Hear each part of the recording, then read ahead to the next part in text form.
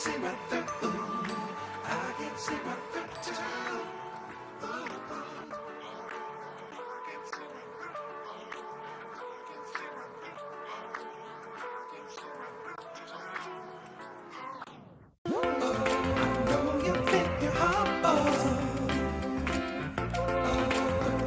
See right through you.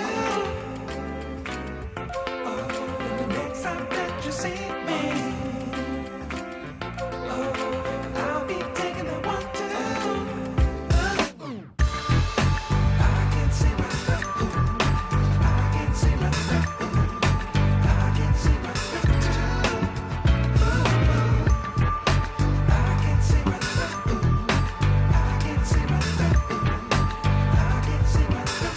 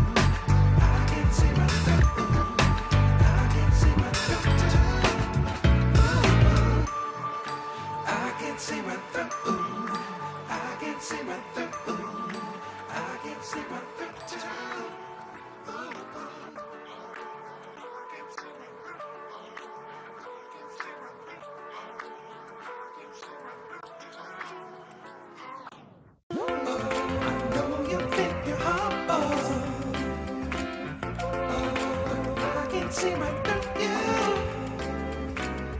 Oh, the next time that you see me, oh, I'll be taking the one to. I can see right through. I can see right through. I can see right through. I can see right through.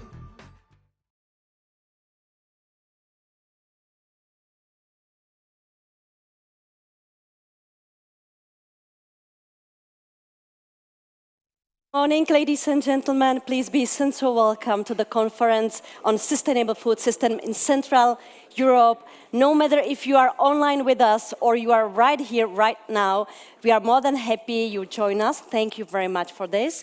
My name is Hanna Koutna. I will be your host for today. I'm very pleased to meet you. And my role is to welcome and introduce our speakers, but also to make our conference work, mostly for our planet. And to make it work, it means all of us are part of the conference, because this is a great opportunity to share our ideas together, to open the crucial topics. So please feel free to step in.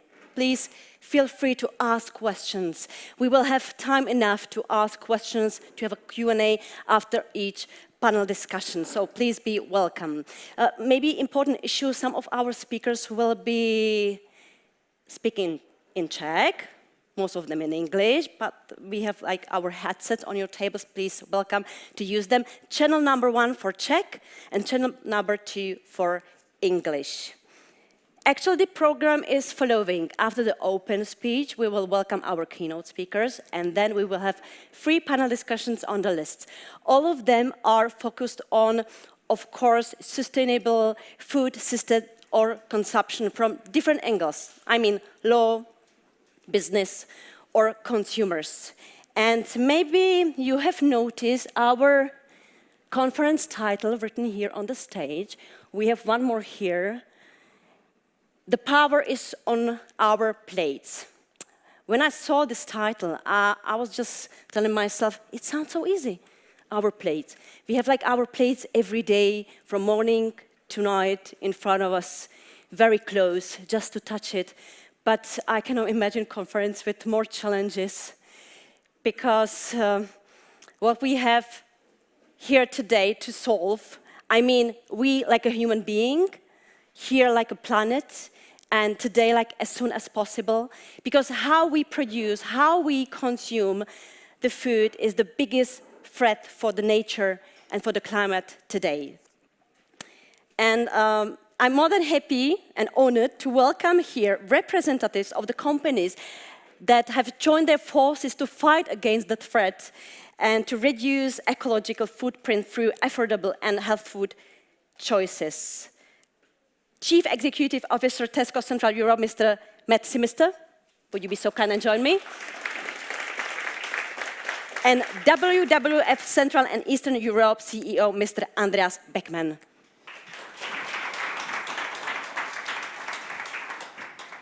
Good morning, gentlemen. The stage is just yours. Great, thank you. Dobrý ráno, dobrý den, vítám vás. Good morning. I'm very pleased to be here and to welcome you here on behalf of WWF to this event that we're organizing together with our partners at Tesco. WWF is one of the largest environmental organizations in the world, active in about 100 countries.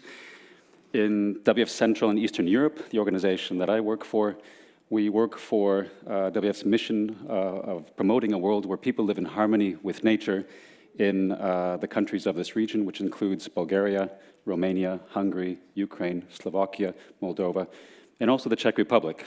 You probably haven't seen us here much in the past. We've been working here for about 20 years, but not so intensively, and always through other organizations. But you'll be hearing us a bit more going forward. We have a small team here now. We're stepping up our engagement and working also through strategic partnership with Beleco, an organization of conservation experts. Let me just get this going. 2 weeks ago, WWF launched the Living Planet Report. This is a report that we put out every 2 years. It's a kind of a health check for the planet. And the results of this report kind of confirm previous reports, and it's not good. Our natural environment is in a critical state. In the last 50 years, we've lost 69% of the wild animal populations on this planet. And with those populations, we're losing not just individual species, individual populations, but we're also snipping away at this intricate web of life on which we depend. We depend on this for our welfare, or for our well-being. It gives us a host of ecosystem goods and services, from flood regulation, climate regulation, clean water, pollination, fertility of the soil, and many things that we often just take for granted. Taken together, if you count it all up, these goods and services are worth at least $125 trillion per year. That's substantially more than the global GDP. The problem is that we have these twin challenges that we're facing. On the one hand, climate change, and just as important, nature loss. And in fact, those are twin challenges, civilizational challenges, that are interconnected, interrelated. Climate change is a major driver for nature loss, and nature loss is a major driver for climate change. So these are the twin civilizational challenges for our times. And we're feeling the effects of these challenges increasingly and very tangibly, both far away, in places as far away as Australia, Siberia, in terms of forest fires, for example, but also much closer to home, the droughts that we experienced in the last summer, which in some commodities has decreased harvest by 10 to 15%. So having increasingly very real, tangible impacts on our welfare and our well-being. Now, agriculture is impacted by this, as I mentioned, with these drop in commodity harvests, but it's also a key driver behind this. It is a major driver behind climate change, accounting for about 30% of the greenhouse gas emissions, driving climate change, but it's also the major impact, the major driver of biodiversity loss as well. And at the same time, it's not good for the planet, but at the same time, our agricultural and food system is not very good for people as well, if you look at statistics for obesity as well as hunger. For this reason, we have taken on or followed on work that our colleagues have done at WWF UK, also in partnership with Tesco. WWF UK developed a basket, a set of recommendations and principles for how to improve this situation. Tesco has been fundamental in pioneering and signing up to those principles and then driving them forward. The cooperation between Tesco and WWF UK has focused on the one hand, influencing consumer choices, looking at the supply chain, and then also on advocacy and legislation. And all of that with an aim of having the ecological footprint of the average shopping basket. We have put together, based on that, we have put together a set of principles as well. They're not as detailed as the ones in the UK, but they provide, I think, the level of ambition and an indication of the direction of travel that we need to make, and give a sense of what we have to do going forward. You'll hear more about those later on in the session. Just to say for now that they focus on climate, cutting emissions, food waste, packaging, deforestation and conversion, agriculture, fisheries and aquaculture, and then also diets. Hand over to you. Thank you, Andreas. Good morning, everybody. I was, really pleased to be part of the team who initiated the relationship with WWF in the UK a number of years ago, and I'm delighted to continue that working relationship with Andreas and the team here in Central Europe. I think it's clear that our food is costing us the earth, and actually we need our food to nourish the planet. And that's why it's so important that as leading players in the food industry, we all have to take some responsibility for driving change. And I'm really grateful to Andreas and the WWF team for all the work that we've done together, but I'm also really grateful to you and our supplying partners and other stakeholders here today for coming to join us. Tesco has been taking this subject really seriously for a number of years now. So we started to set targets to halve our environmental impact back in 2006. We were actually the first company globally to set a zero carbon target, which we're very proud of. But obviously, you know, and I'll come more onto this, it's more about what you do, not just what you say. So we've taken on more expertise in our business. We've worked with more expert partners over time, and we realized that actually our own kind of pathway was going to be too slow. So over time, we moved the targets forward. So we initially set a target to be net zero in our own operations by 2050. We've now moved that forward to 2035, and we're looking at scope 3 and the full impact of our business more broadly for 2050. And I'm going to talk about a few of the things that we're focusing on. So, but before I do that, I'll just talk a little bit about what we do here. The team, many of my team here who are very passionate about this subject, have made a lot of progress here in Central Europe, and I'm really proud of it, and I know there's a lot of pride in the room here. We've cut our emissions by over 50% already, We've made some big differences in terms of electricity. We've got quite some way to go with refrigeration and heating and transport. So there's lots more for us to do, but we're making good progress on the journey. I'm personally particularly proud about our operational waste. I was sponsoring for the group our food waste program since 2010. And when I came back to Central Europe in 2017, I was delighted to see that the team out here were already working really hard on it, and we've actually cut our food waste by 70% in that period of time. So we hit the UN Sustainable Development Goal 12.3 to halve our food waste actually 10 years early, which I'm really proud of, and we have got much further to go. We're actually now the biggest food donator in Europe. And that's something that I'll kind of finish on this, but it gives our people in the stores real pride to know that food waste is going to somebody who really needs it rather than going in the compactor. And we've also got a big journey on packaging. We follow the 4 R's, so try to remove packaging wherever it's not needed. Obviously, there's a packaging food waste trade-off to be played, but try and remove packaging wherever possible, reduce, reuse, and then recycle. And all of our own label products are on a journey. We've started with the hard-to-recycle products, but until 2025, we hope to be fully recyclable. And we're trying to encourage the brands to go on that same path with us. But the more and more kind of we learnt about the subject, the more we realised that we can't do it alone. So when you actually look at the broader footprint of the business, you see that 90% of our footprint is actually on making the food and using the food that we sell.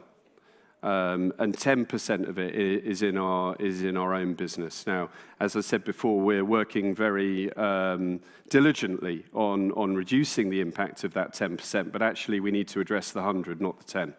And that's why our work upstream up to agriculture and manufacturing is so important. That's why our partners are here today. But also how we influence and how we make sure that consumers can make the right choices about what they buy, increasingly more healthy, sustainable diets. What gives me hope personally, and I'll come back to that work that we were doing on food waste, it was the same dynamic. So when we looked at food waste, and the first data that I saw with WRAP in the UK said that 16% of the food waste was upstream, 16% was with consumers, and 1 or 2% was in retail operations.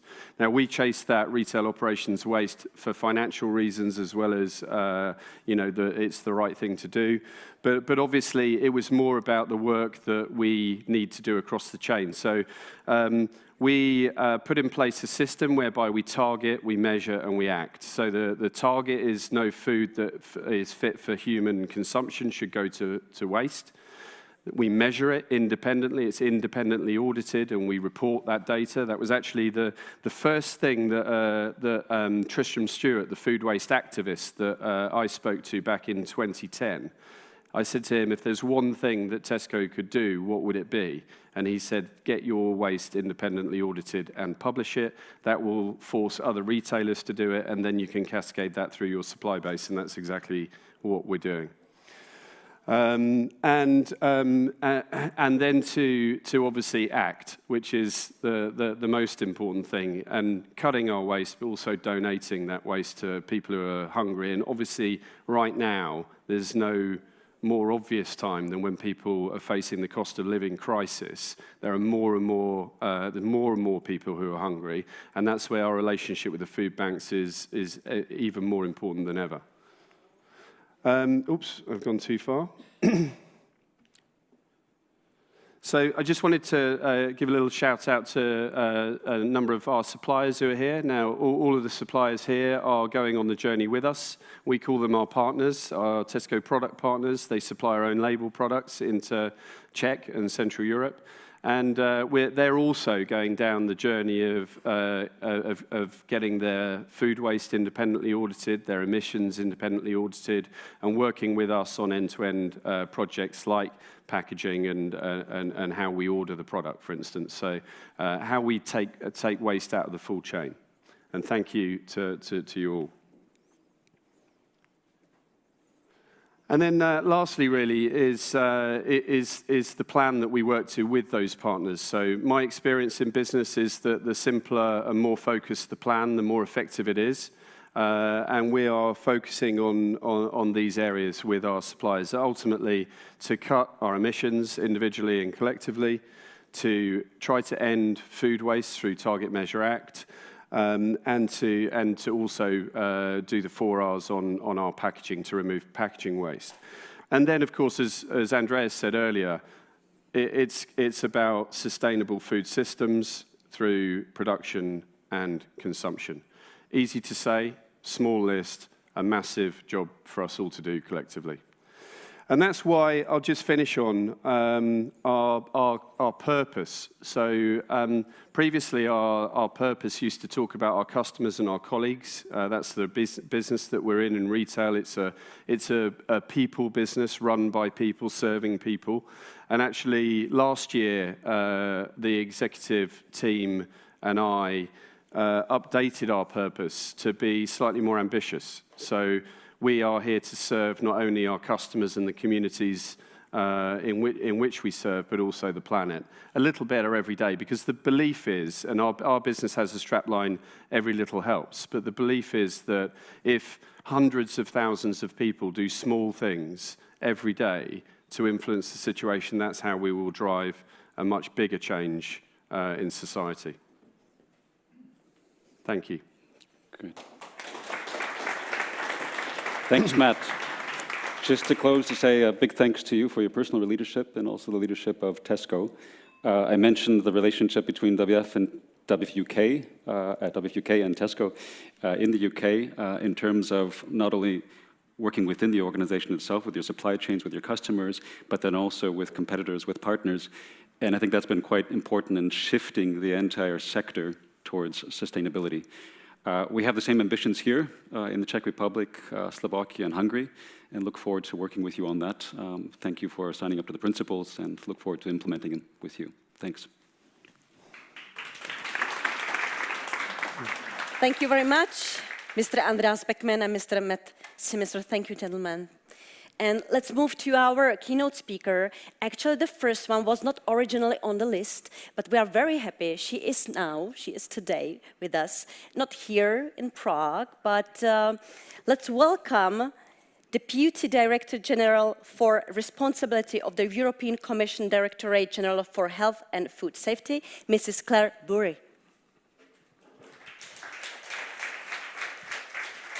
So, good morning, ladies and gentlemen. I'm very, very happy to have this opportunity to address the participants of this conference about food systems, and I'd like to talk to you about what our vision for the future EU food system is. I'm very sorry that I can't be with you this morning in the Czech Republic because I have to be in Brussels. And I was very sad when I looked at the Spojka Gallery because I see it's a very groovy place, so I would have loved to be there with you as well. But I would like to give you a few words of introduction and framework maybe for the conference, talking to you about what we're doing on EU food systems. So the Farm to Fork strategy, which is our blueprint, what is it and what's it all about? So following the launch of the European Green Deal and its linked initiatives, the Commission adopted the Farm to Fork strategy in May 2020 with the aim of reducing the environment and climate footprint of our food system, and trying to move towards a more global transition for a sustainable food system, and obviously to tap into the opportunities that we have there and to make our food systems more robust and more resilient. And an important part of that as well is the uptake of healthy and sustainable diets. And I'll mention that, and I'm sure it's something that's going to be discussed in the conference today. So the rationale for the strategy was obvious.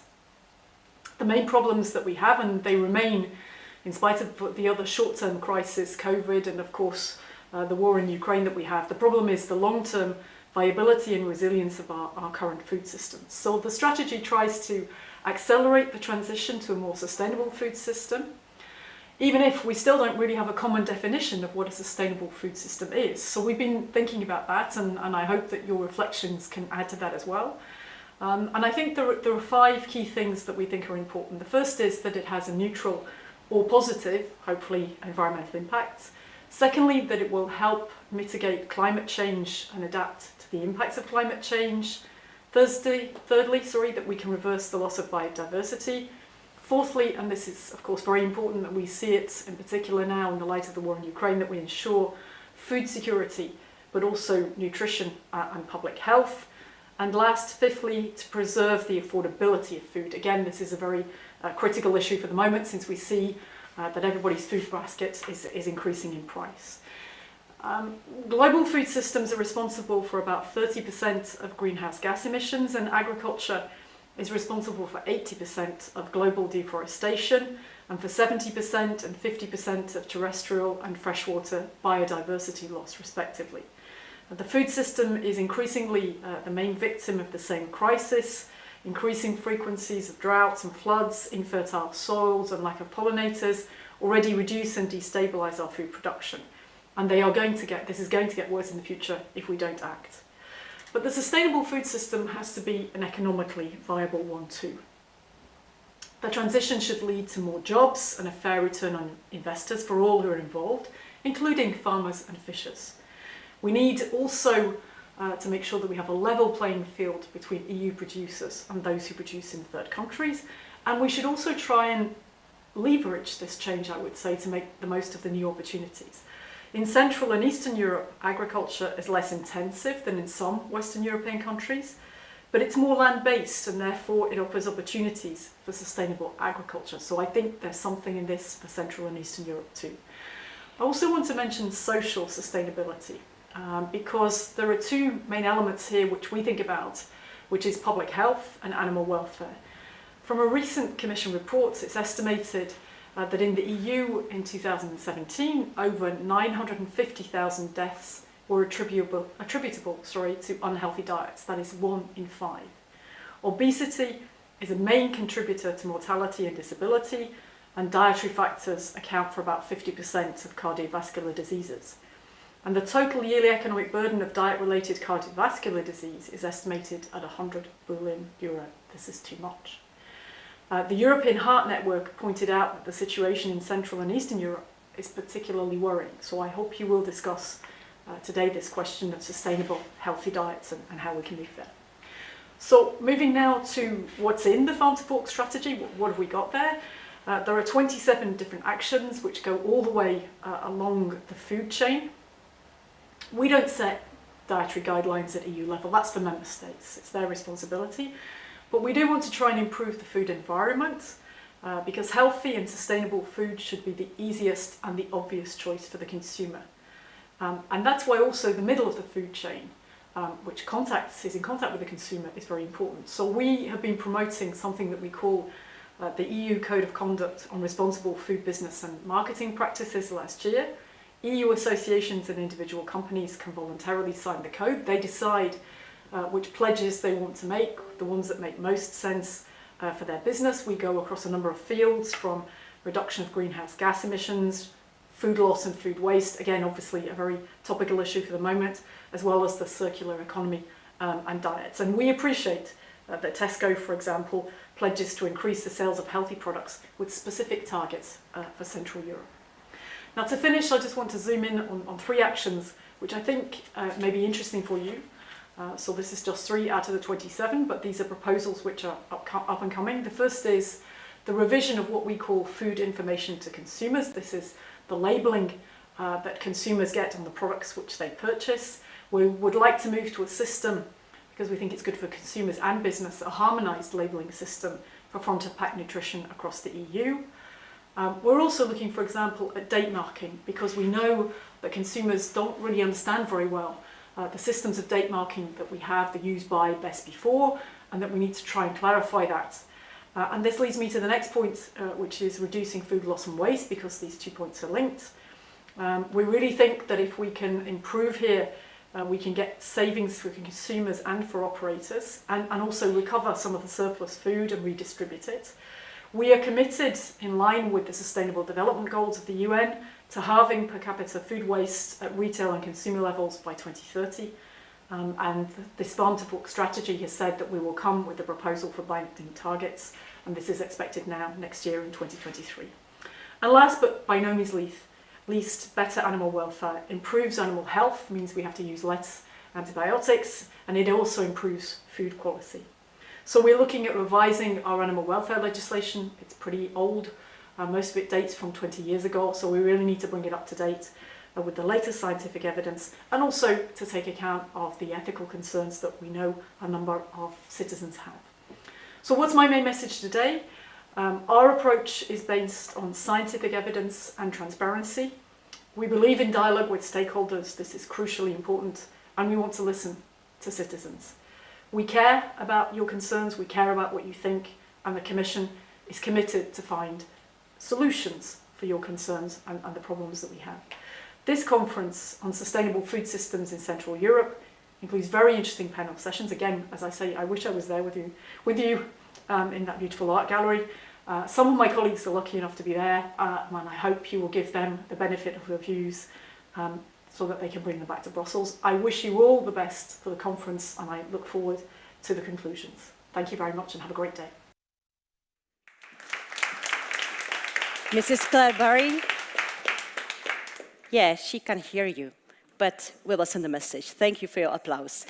Actually, we will have more speakers from European Commission coming today during the conference, but now from Ministry of Agriculture, Head of Department for Official Control in Food Chain, Mr. David Zima. Dobrý den. Trošku překážková dráha. It's a bit of an obstacle race.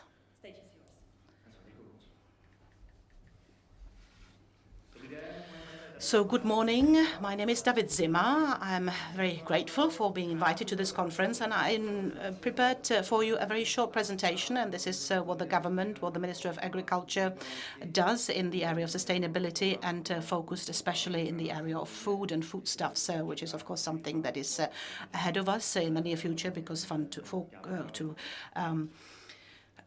to Fork strategy deals with foodstuff. So the strategy, what was already heard here, Farm to Fork strategy, really touches on the whole food chain. So it basically goes from the land processing, pesticides usage, fertilizers, processing of food, then sustainable food processing, distribution, and over to handling food waste. And of course, Farm to Fork strategy has very many objectives and targets. These targets to be achieved by everybody and as a whole as well. It means that the whole society and every individual has to contribute to the attainment of these goals. What is really important, what I would like to highlight, is of course the consumer and consumer behavior. And of course we're all the consumers. Therefore I would very much like to draw attention to all the changes that are in the pipeline, and that we all have to deal with, and that we have to adapt to them in the next coming years. It is just a listing of all the EU legislation that is expecting us and that is ahead of us, and this is basically touching on the consumers. This is new harmonized nutrition labeling on the front of the packaging in a very simplified form that should really contribute to the fact that we should all bear in mind what kind of foodstuffs we consume, and be more focused on it when we choose our daily diet. Then revision of date marking when it comes to best before dates. So again, to realize that foodstuffs do not have to be wasted once the best before date is over, and that they are still good to consume. Then nutrient profiles.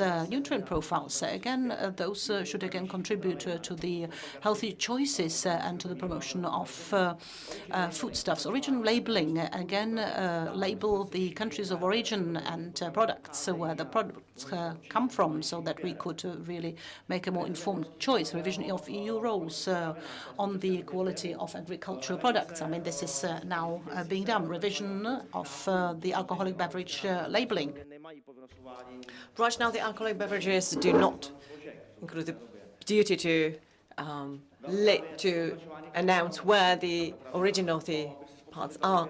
Sustainability labeling, the consumers should be aware of how that particular foodstuff is contributing to the environment and protection of the environment. Welfare rules and labeling, we already mentioned that.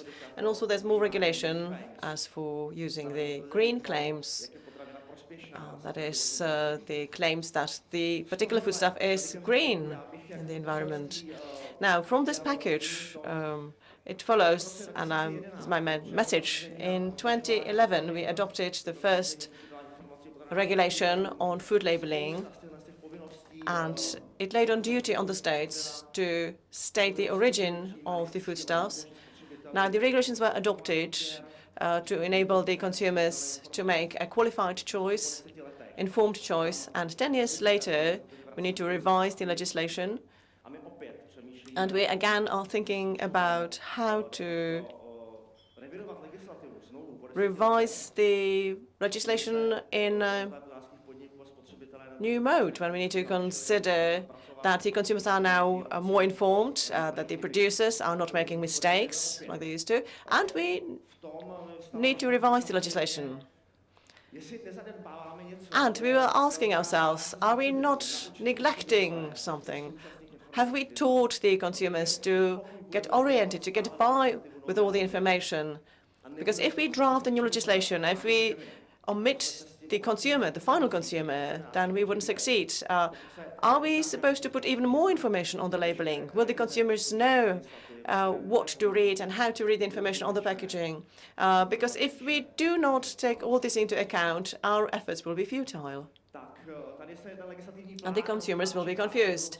Now, these are the plans for the future, now, of course, in cooperation with our colleagues from the Commission, who are doing a great deal of work.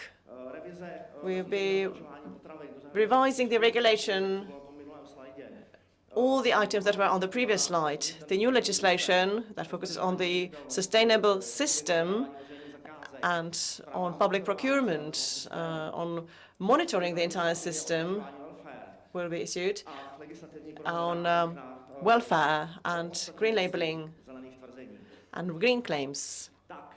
All this will be subject to the new revision of the legislation. This is a slide for all of us. These are the results of a public consultation, and I would like to thank the food chains for processing this report. This is a summary that was publicly made available in September. Roughly 2,500 answers. The most answers came from France, roughly 1,500 answers.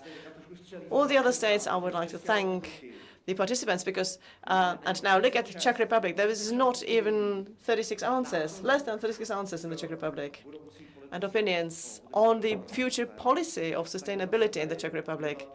So again, I would appeal to all of you, as you are sitting here, to contribute to the puzzle, to make sure that we all participate in the creation of the new policies that will be governing us. These are the basic aspects of the new policy. This is what we heard from the responders. We've heard that there is a need for a single European approach. We need to make the food systems more sustainable. What is important, and it was also mentioned by nearly all the respondents, we need to bear in mind the environmental aspects, the social aspects, and the animal welfare should not be neglected. The consumers were supposed to rate the importance. Animal welfare first, social aspects were second, and on the fifth place was the nutrition. This is linked to how we eat.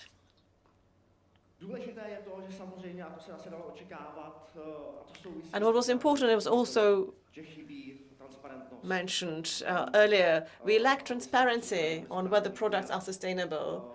And that is a barrier to a more sustainable choice. 50% of the consumers find it difficult to make a sustainable choice. Again, another plus is that 50%, you might take a look at it from the different perspective, 50% find it easy. But anyway, it's a great room for improvement. What is also important, majority of the respondents thought that it is important to create single labeling system within the EU and make it mandatory, especially on the imported food products. That is another mandatory thing that should be on the food packaging.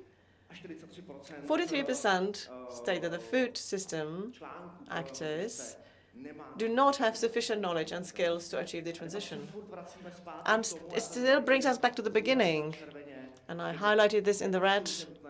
We need to ensure that we have greater knowledge.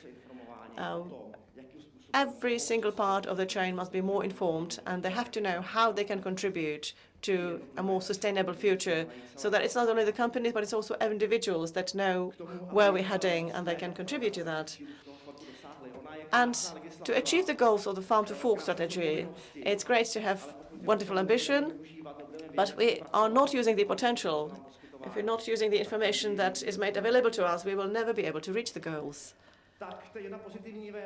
One positive thing, 50% of the respondents actively contribute to the transition already, which is great. Food waste.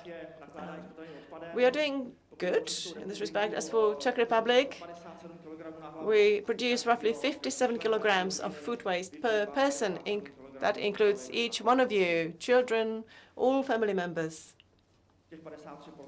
Now, 53% concerns, 53% of the food waste comes from households, which is more than half of the food waste created in the Czech Republic. So it's up to us as we are sitting here. A couple of things that were a success in the Czech Republic. In the Czech Republic for a long time already, we are trying to disseminate also in the other countries, and what was made available according to the Czech legislation is we can sell the foodstuffs if they're safe after their best before date. And for some time already, we introduced a duty to donate food to charity organizations. So again, thank you for taking part in this activity. And also there's a state support to food banks, without which the food banks wouldn't work. What was a great success? Since 2016, we introduced a duty to donate the food, and we monitored a great increase of foodstuffs. In 2021, it was roughly 9,000 tons of foodstuffs donated. And in conclusion, what should be the message from my presentation? We should all think about and try the most how to disseminate and information and educate our consumers. We should start in kindergarten, schools. We should go to work and inform the employees. We should all be playing part in achieving sustainability. Now, reaching the goals and reaching the goals in legislation, it's all very nice, but it wouldn't work if we do not where we stand, if we don't know what we're doing, how we're doing, why we're doing it. So we need to make sure that we make things transparent and clear. We have so much information on the food packaging right now. We have nutrition information, all the deliberately put information on the packaging. So if we don't know what to focus on, we will never be able to make the system work, the sustainable system work. The sustainability is linked to food labeling as such. The contents of the packaging, the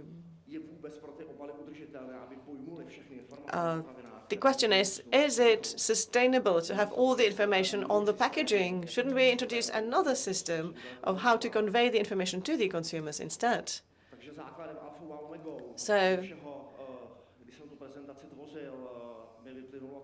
So as I was drafting the presentation, I realized that we all have to focus on education. We need to educate the consumers, we need to teach them how to use the information that is available, and that we should be using this information in our daily lives. And to conclude, I would like to introduce two activities under the Czech presidency. One of them will be in Brussels. The first event We'll be focusing on the new system of food labeling, front of packaging, food labeling, and the other event will take place in Prague on the 28th and 29th of November, and it will be focusing on sustainability and innovation. Thank you very much. I'm looking forward to the discussion that will be enriching each and every one of us, even as the civil servants in the public administration, because when we prepare the legislation, we want to and have to include the opinions of general public and also you as professionals. So every conference is very fruitful for us and beneficial for us so that we can direct the legislation in the right direction.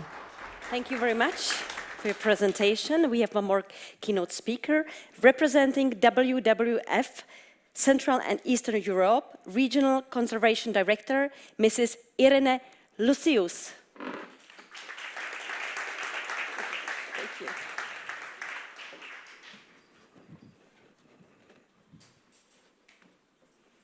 Thank you.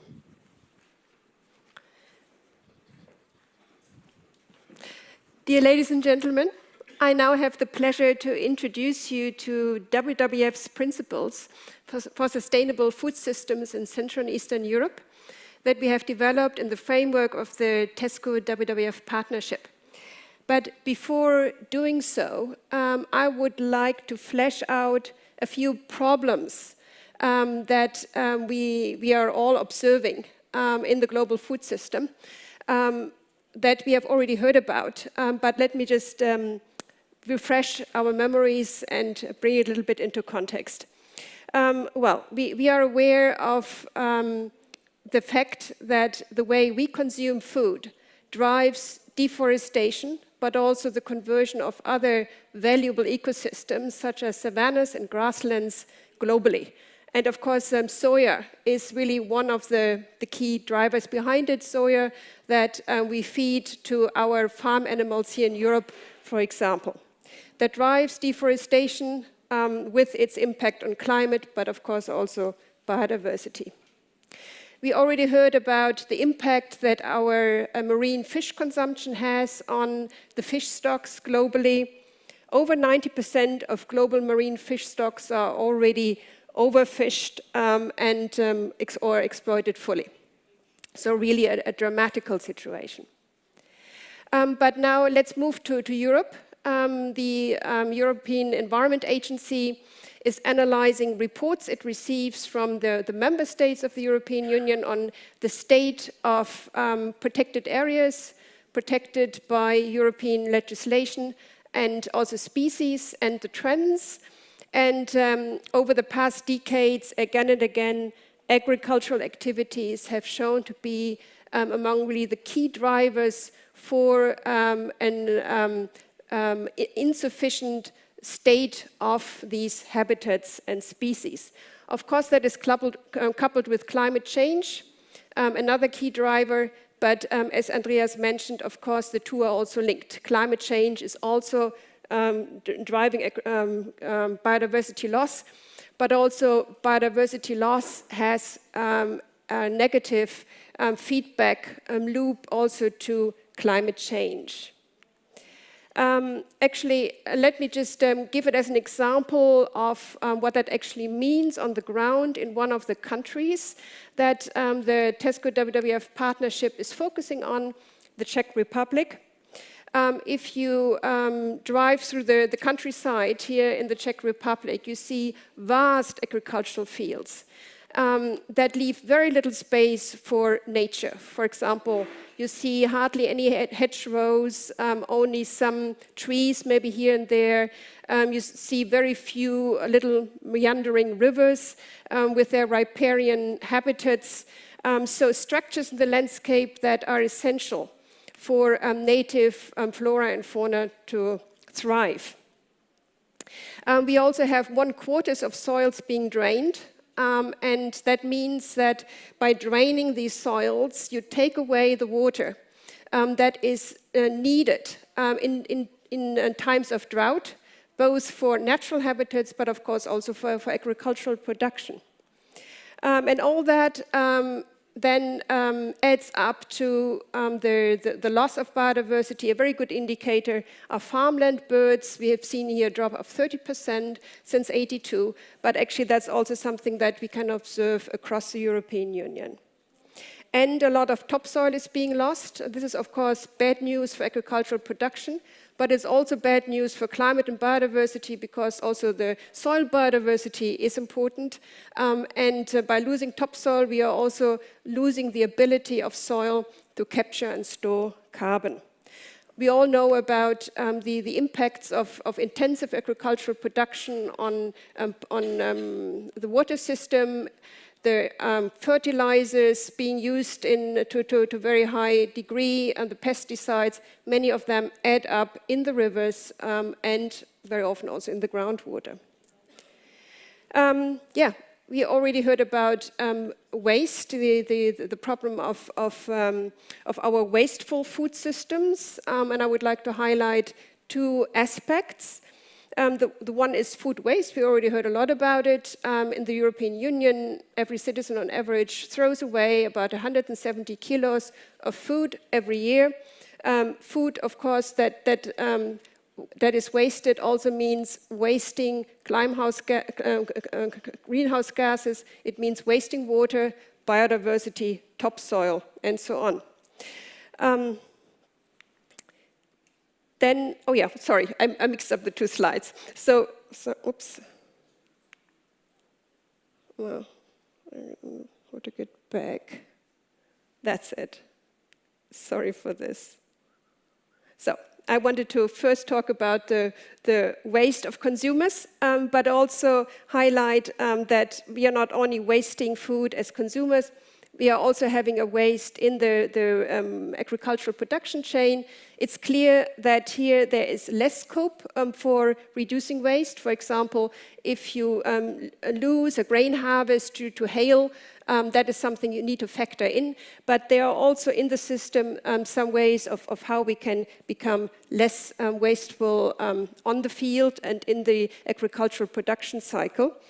But what I wanted to highlight here, actually, that is that in Europe, over 50% of the food that we grow actually is being used as animal feed. The driver behind it, of course, is our consumption pattern, our high demand for meat, but also for dairy products. That means a lot of the food we grow actually ends up in the stomach of farm animals. But we also know that we as European consumers eat much more meat than is actually healthy for us. So also there we can say by changing our consumption pattern, eating less meat and dairy, we would lower the pressure on the agricultural producers to grow so intensively with all its impact on climate and biodiversity.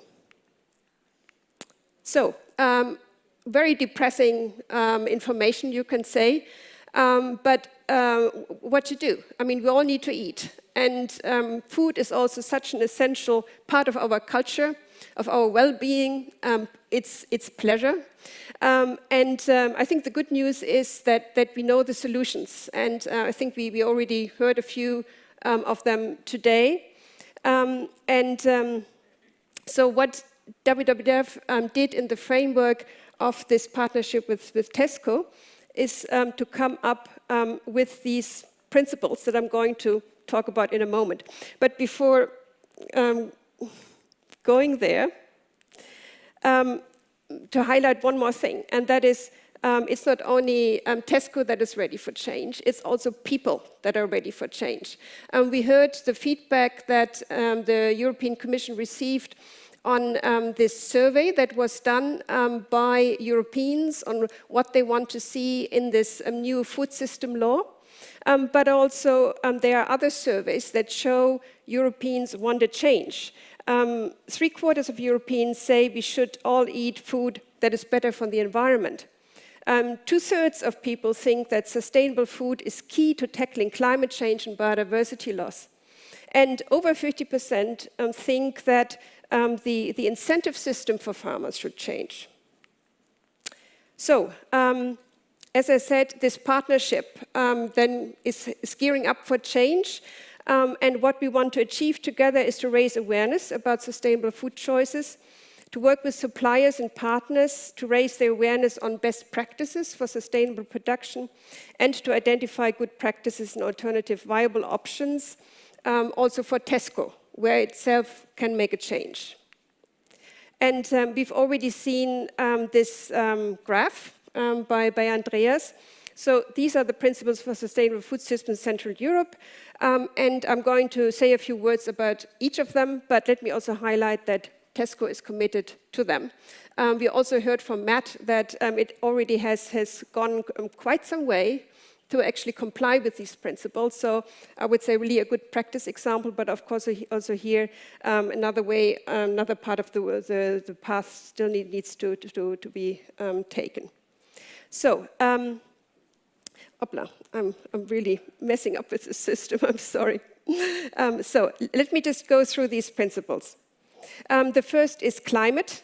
Here, of course, it's essential to cut greenhouse gases, including of scope 3, that means all the way down the supply chain, to get in line with the 1.5 degrees of the Paris Agreement.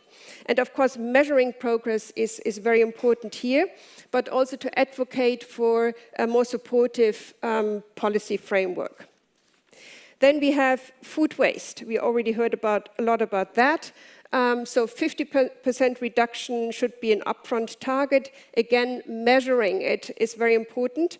One, I would say, tool of achieving that is to apply a hierarchy of reducing food waste. That means food that is close to expiry date to reduce the price. If that is still not being sold, then to donate it for people. If there's still something left, then to donate it to charities that are feeding animals. And if there is still something left, then at least get some energy out of it. Awareness raising, of course, is very important here. Then coming to packaging. Here, 100% recyclable packaging should be the target, but also to really go to ensure full sustainability of packaging material, and to also here put a clear target for reduction, and also to advocate for supply chain transparency. I think the feedback we heard from Europeans on the food system legislation also indicated that transparency is really something that also citizens are calling for. We have here then deforestation and conversion. So here it's clear we need to really achieve 100% deforestation and conversion-free supply chains, and also to have here transparency, good communication about where the products are coming from, what impact they have. And I think here also important is a transition plan. It's clear that this cannot be done overnight. All the more important is to have an ambitious but also realistic transition plan. We have agriculture. So here the aim should be to move towards a sustainable agricultural system that retains water in the landscapes, that promotes biodiversity, that also avoids soil degradation and nutrient runoff. Of course, the supportive policy framework, again, is very important. In particular, the common agricultural policy subsidies can really play a key role in here. So advocacy, again, is important. Then we have fisheries and aquaculture. It's clear that we need to move to marine fisheries that are sustainable. So nothing else should also end up on our plates than fish that was fished sustainably. But as to aquaculture, we believe there is still a lot to be done also to define what a sustainable agricultural management system is about, and then to implement and monitor it. And then finally, the diets. So this is about promoting affordable, healthy, and sustainable diets. We heard the reasons why. This implies also to move more towards seasonal and local products, also to nudge consumers towards better choices, to advocate also for mandatory environmental food labels. We heard about that this is also something that citizens really demand. Mandatory environmental impact reporting, and also to come up with multi-sectoral approaches, for example, to work together with educational institutions. So, what's next? We need to now come up with a blueprint for action, how to actually implement these principles. Also, we want to open this cooperation to all business players that are, as Tesco, committing to these principles. We believe there is a growing also scope possibility. We see also the pressure coming from industry to change. Of course, we are very much hoping for a strong EU sustainable food systems legislative framework, and we will hear more about this a bit later on. So, thank you for your attention, and again, apologies for the technical glitches. Thank you. Mrs. Irena Lucius, thank you very much. I keep this with me. Thank you very much. And now, ladies and gentlemen, I would like to ask my co-host, a gentleman who will help me with the panel discussion, and I explain why, Marketing Director of WWF in Central and Eastern Europe, Mr. Peter Barat. Hello, Peter. Thank you, everybody. We usually say it at the end of a conference, but because I take the stage, I will take the time to thank the Tesco team, especially Veronika, Michal, Ian, for making this possible, and also my team, Katka, Lenka, Elisabetta, and Michaela, who worked enormously a lot in the last 2 months to make this happen. So thank you very much. A little bit of applause for them for the great work they did. Thank you very much. Thank you very much for joining me on the stage. Actually, I will explain. You are a specialist, so we can expect like more deep or tough questions. I don't know how deep it will be. We will see. But I will help, yeah. And me, actually, I am more like audience voice. So please do not hesitate to use our Slido, or you can ask live here in the meeting room. So after each panel discussion, we have like a Q&A, or we can use your questions during the discussion. So please, feel free, again, ask during the panel discussions. And maybe I just want to avoid the first discussion from the audience if the vegetable is fresh in the shelves. Yes, it is. Oh, I can see your faces. But it's going to be donated after we finish to the food bank. So just to explain. So it's going to be creating a great foods after that. Yeah. Peter, would you be so kind and explain the topic of the first panel discussion? So we have organized 3 panels today for you on the 3 major topics. You already, I think, felt. We're starting from legislation. Because as Claire Berry also said, on 2020, the Farm to Fork strategy has been published, and by that publishing that strategy, the EU Commission announced a new legislation for sustainable food systems. So we will hear more about that in the first panel from our experts, and then we will move on for the other panels in business, consumption, the customer, the people at the end. So we start with legislation first. Yes, let me welcome our speakers. First of all, Deputy Director General for Food Sustainability at the Directorate General for Health and Food Safety Santé in the European Commission, Mr. Wim de Bekele. He should be with us on the screen. Hello. Greetings from Prague. Hello. Hello. Good morning. I'm unfortunately could not be present at the conference, physically present, so I'm giving my presentation here from Belgium, sunny Belgium, because we are enjoying here an Indian summer, so which is very nice. So, and what I'm going to do, just maybe let me just give you a small correction. I'm not the Deputy Director General of DG Santé. That was Claire who gave a keynote speech this morning. So I'm a policy officer who is responsible for the legislative framework for the EU, the Union sustainable food system. So, and that's what I'm going to talk about. So, can I have the next slide, please? Not yet, please. Yeah, thank you for the correction. I would like to welcome all the speakers first, just to join you on the stage, because this is the panel discussion, and then I will give you the floor, okay? Okay, thank you. Okay, so I hope the others are correct. Please, let me welcome here Director General of Eurocommerce, Mrs. Christel Delberg.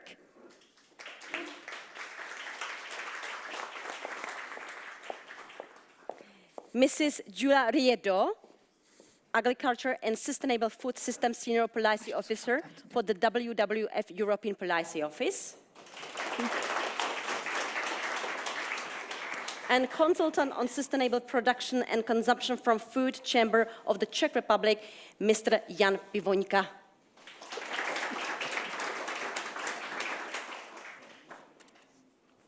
Yes, now we should be, all of us, all the speakers, welcome to the stage. Actually, we ask all the speakers for 5-minute opening speech, introduction. So, yeah, I would like to ask you to keep 5 minutes, because then we will have more time for the questions and for the discussion. And Mr. De Bekuler, may I ask you to start with your 5-minute? Or we lost Mr. De Bekuler? We try. Yes, hello. You are back. Thank you. Okay. So, so my intention is here to start the debate with a short introduction of our legislative framework for a union sustainable food system. So can I have the next slide, please? What we intend to do, what we want to do, is to set the foundation for systemic changes that are needed by all actors of the food system, including policymakers, business operators, and also consumers, in order to accelerate the transition to a sustainable food system. We want to promote the policy coherence at EU level, at national level, and mainstream sustainability in all food-related policies, and strengthen the resilience of the food system. Can I have the next slide? Because of its horizontal nature, the framework for a sustainable food system will also contribute to directly or indirectly to several sustainable development goals of the United Nations, such as responsible consumption and food production, zero hunger, good health and well-being, decent work and economic growth, but also important climate action, life on land and life under the water. And we also want to lead the global transition via partnerships for these goals. So next slide, please. So what are the problems? Well, the long-term viability and resilience of the food system is compromised. Making healthy and sustainable choices remains too complicated, and also the union regulatory structure of the current food system does not support a sustainable union food system. Next slide. So I think this has already been well explained by the speakers before me. So the EU food system transgresses several planetary boundaries. And not only that is the issue, but also the food system itself is then a victim of the climate and the biodiversity crisis. Roughly, it has also been explained, roughly 20% of food produced in the EU ends up wasted, 173 kilograms per person per year, per EU citizens per year in the EU, which is in fact the weight of 2 live pigs, if you want to visualize it. Also, and that's very important, that is that European diets are not in line with recommendations, are driving to obesity and diet-related health issues, and are leading to high environmental pressure and impacts. There are also imbalances in market power that can have distortive effects and potentially leading to unfair trading practices. Can I have the next slide, please? So, despite all the claims and labels highlighting positive environmental and social aspects of sustainability, the sustainability related food information is not comprehensive regarding all relevant sustainability aspects. Also important to have in mind is that while many citizens are willing to switch to more sustainable options, the Eurobarometer shows that costs taste, and food safety are the main factors influencing European food purchases.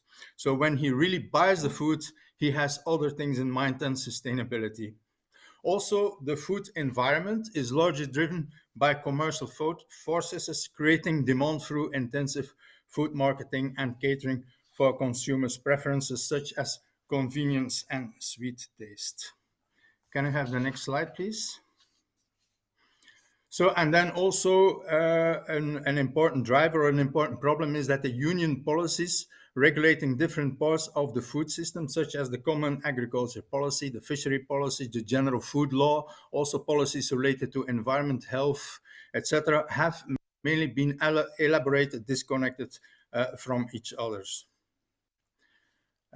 So the EU legal acts, and for the moment we have like 240 legal acts and or initiatives for legal acts.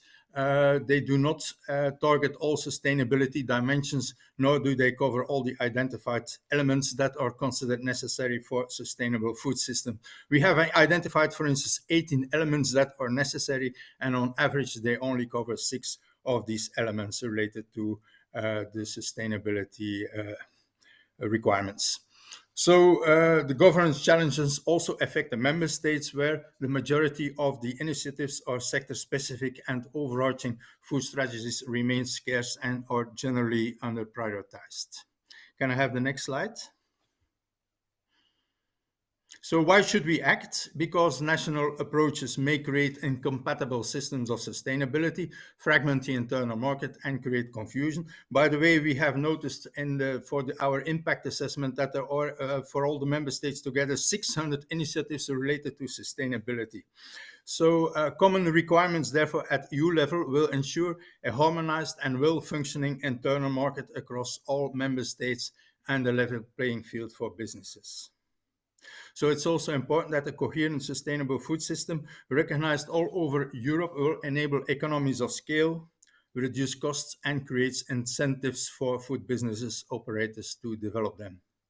And also important for us is that the proactive, recognizable, and reliable framework will also enhance the credibility of the European Union towards its citizens and towards third countries. Can I have the next slide? So what objectives do we want to achieve? We want to strengthen the resilience of the EU system through transition to sustainability, reduce externalities, improve resource management, and raise global standards. We want to facilitate sustainable and healthy choices, establish a favorable and transparent food environment where the more sustainable food, or the choice for more sustainable food and healthy food, becomes the most obvious choice. And also we want to mainstream sustainability in all food system policies and operations. Can I have the next slide, please? So what will then the framework legislation include? It will include common definitions. For instance, what is sustainability? What is a food system? What is a sustainable food system? What are sustainable diets, and so on? It will set general objectives to be pursued vis-à-vis sustainability of the food system in all future union and national law. It will set general principles targeting policymakers in future and existing legislation. It will provide governance provisions to frame and encourage multi-level engagement. It will aim to create a favorable food environment, and also, very important, monitoring and enforcement provisions in relation to sustainability. Can I have the next slide, please? So, in fact, it will encompass not only the food production or the food production, processing, and distribution, but it will also include the periphery areas such as plant production, plant reproductive materials, GMO legislation, GMO cultivation, fertilizers, biocides, veterinary medicine, medicinal products, food contact materials, and animal byproducts. Products in those areas, while not being food by themselves, are nevertheless connected with the food chain, as they are main inputs to the food production and processes. So can I have the next slide, please? So in fact, when we then, how are we going to make sure that the food which is on the market will be sustainable and there are no, let's say, unsustainable food or food production systems can be maintained? For that, we will consider what we call push measures, and this push measure is to remain unsustainable systems, remove unsustainable systems from the market. For that, we can do it based on voluntary measures, such as, for instance, the code of conduct that was explained by Claire this morning, the code of conduct for responsible businesses and marketing practices, which is a voluntary approach. We can also go for a regulatory approach by setting some general requirements in a framework regulation, and then requiring to review and align sectoral legislation through, for instance, by introducing sustainability in, or more sustainability, for instance, in the common agriculture policy legislation. We can also increase compliance with sustainable standards by explicitly establishing the primary responsibility of business operators for sustainable purposes. Or we can, in fact, set minimum requirements already in the legislation, in the framework legislation, and we can do that for products produced in the EU or for products produced in the EU but also imported into the EU. Of course, an option can also be to combine the several approaches. Can I have the next slide, please? As regards to labeling, again, we can go for a voluntary approach for labeling, or we can introduce sustainability labeling in the specific sectoral legislation that can, for instance, be done in relation to voluntary, or in relation to animal welfare, or, for instance, in relation to the agricultural standards. We can also set or create a general framework for sustainability related information, which would then be on a voluntary basis, so that would apply to all foods, but on a voluntary basis. And then there is the option to do it only for food products of higher sustainability performance, or we could allow it to all food products. Or we can make it mandatory, and then when we make it mandatory, it can apply to all the EU-produced products, but it could also apply to EU-produced products and imported products. Next slide, please. So another building block relates to the sustainable procurement. So sustainable public procurement can have an important effect because it would be public money which is used then to boost or to introduce sustainability into the food system, for instance, via schools, school meals, or via meals served in public. We continue, and we continue with public procurement criteria, which already introduces certain criteria, for instance, in relation to animal welfare, but in relation to organic products and so on. But unfortunately, we have already noticed that these are not really taken up. So if we continue on this voluntary approach, we can use this green public procurement criteria and also introduce some requirements in relation, for instance, to the social and health dimension of sustainability, for instance, such as diets and nutritional composition of the food that is being served. We can also go for a more regulatory option, and that regulatory option would be, the first idea would be to introduce general provisions and requirements aiming to raise awareness and improve skills and knowledge for sustainable public procurement, capacity building, and support authority in using public procurement strategically. That could, for instance, be by creating an EU network of public procurers for sustainable food and food services, by requiring member states to have a national focal point, but also, for instance, by requiring the member states to monitor and report the uptake of sustainable public procurement in their country. And then the third option would be to set mandatory criteria, which we would define based on scientific technical research done by our colleagues of the Joint Research Center. So we set criteria, we propose criteria, and then we can make them mandatory to be applied in all the member states. So next slide, please. There will be also an important block in relation to governance. So what the framework would then provide a frame for multi-level cooperation of all food system actors. They will lay down appropriate processes and arrangements to enhance and frame this cooperation at EU, at member states, but also at regional and local level. It would introduce also provisions and recommendations for member states to develop plans to meet certain identified goals and objectives.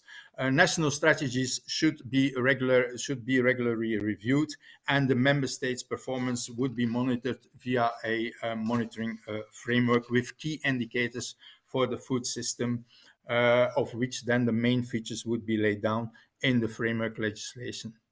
So next slide, please. So where are we now? We have, in fact, we have organized a public consultation. I think the minister already explained some of the main conclusions about it. The summary report is available on our website. We have also organized workshops with the Committee of the Regions, with the Social Committee, also with the European Parliament and EU agencies. And we are continuing together with a consultant to organize several surveys, interviews, and workshops. There's also still an SME survey ongoing until the end of this month. So if I have the next slide, I would like to thank you very much for your attention, and I'm looking forward to feedback and for the debate.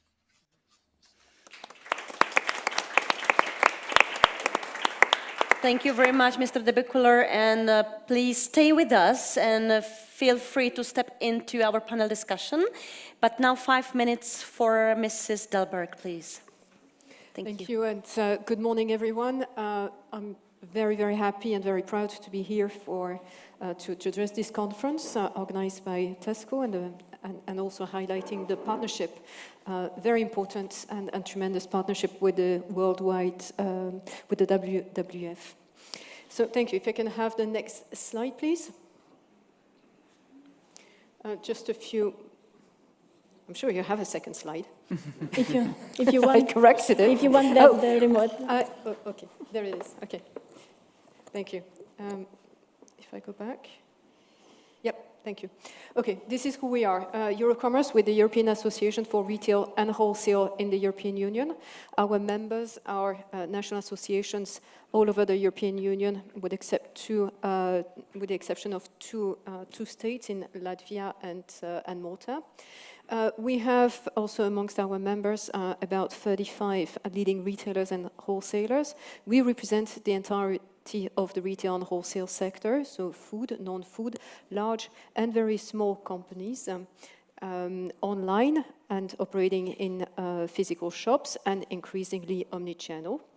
And we also represent some affiliated federations. Altogether, the retail and wholesale sector is a very significant contributor to the European economy and society. It's 1 in 4 businesses, it's 10% of the GDP, and it is 26 million people. We are the first private employer sector in the European Union. In relation to the food sustainability, our sector plays an important role by providing an essential service to citizens every day in the European Union, and the COVID crisis has given a real evidence of that essential role that we provide. Retailers have shown over the past years leadership in addressing sustainability. By looking at their own emissions, and we've heard from Tesco how they're going about it. So looking at the emissions, looking at renewable sources of energy, food waste is very top of mind. And in other sectors, looking at packaging as well. And we play also a key role in pushing forward sustainable products and nudging consumers towards more sustainable choice. A recent study with McKinsey that we've just conducted shows that about 1 in 3 consumers intended to focus on sustainable products this year, still despite the economic difficulty. Our sector has been a key driver also in the growth of organic products in sales of organic products in the European Union. I think our sector has supported a 12% growth in organics in the past decade. We're a key innovator with the partnerships with local producers, farmers, promoting better farming practices. We are also at the forefront of consumer information with our on labels. Overall, there is a lot happening on the market, and we have developed this website about a year ago to collect and to showcase the diversity of initiatives in our sector. So investing in sustainability makes sense in our sector.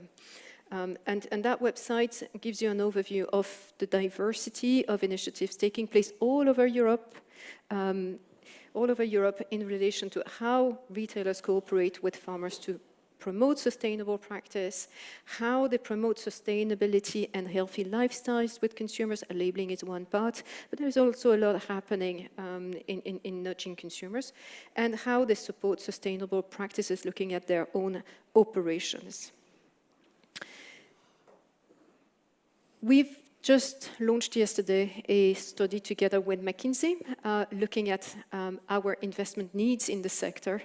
And that study highlighted the importance of investing for our sector, investing in our digitalization, in sustainability and in talent. Overall, the whole figure is we need to invest as a sector up to 600 billion euros by 2030, and half of this would be in sustainability. What the report also shows is that collaboration is key. If the retail and wholesale value chain represents up to 40% of greenhouse gas emissions in the European Union, only 5% is attributable to our sector. It's within the scope of our own direct emissions, which means that collaboration upstream with our supply chain partners and with our stakeholders and the consumers is essential. Our expectations from the Sustainable Frameworks legislation is to have a framework, create a framework to accelerate investment in sustainability. The climate imperative is there. We need to show leadership, and as a sector, we're ready to do that. And what we believe is that the upcoming Sustainable Framework legislation should help accelerate that investment. But what it needs to do in the first place, what it needs to do is to create a common language amongst everybody in the production chain, in the distribution, and at the consumer stage.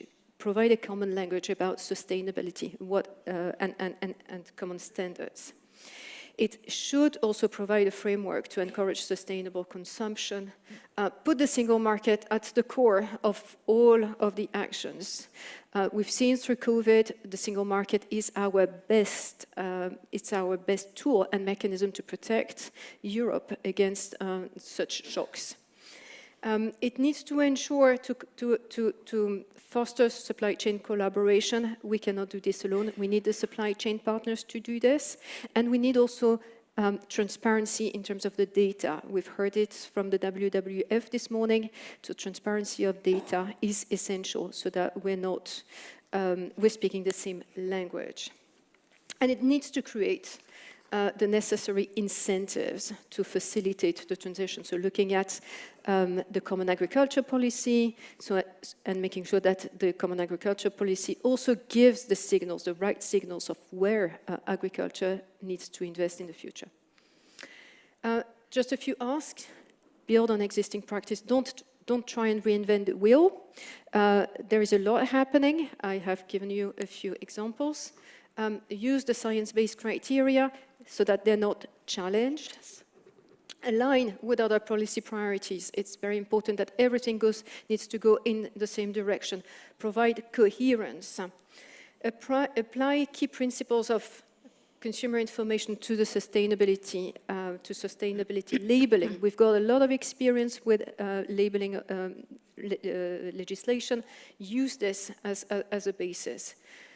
We need to create an EU framework And then the member states can look into their own approaches, but at least have a coherent framework in Europe and maintain this very strong stakeholder dialogue is essential going forward. Thank you. Thank you very much. Mrs. Riedo. Okay. Thanks, I will ask. Good morning, everyone, and thanks all for being here, and thanks for Tesco and WCEA for organizing this.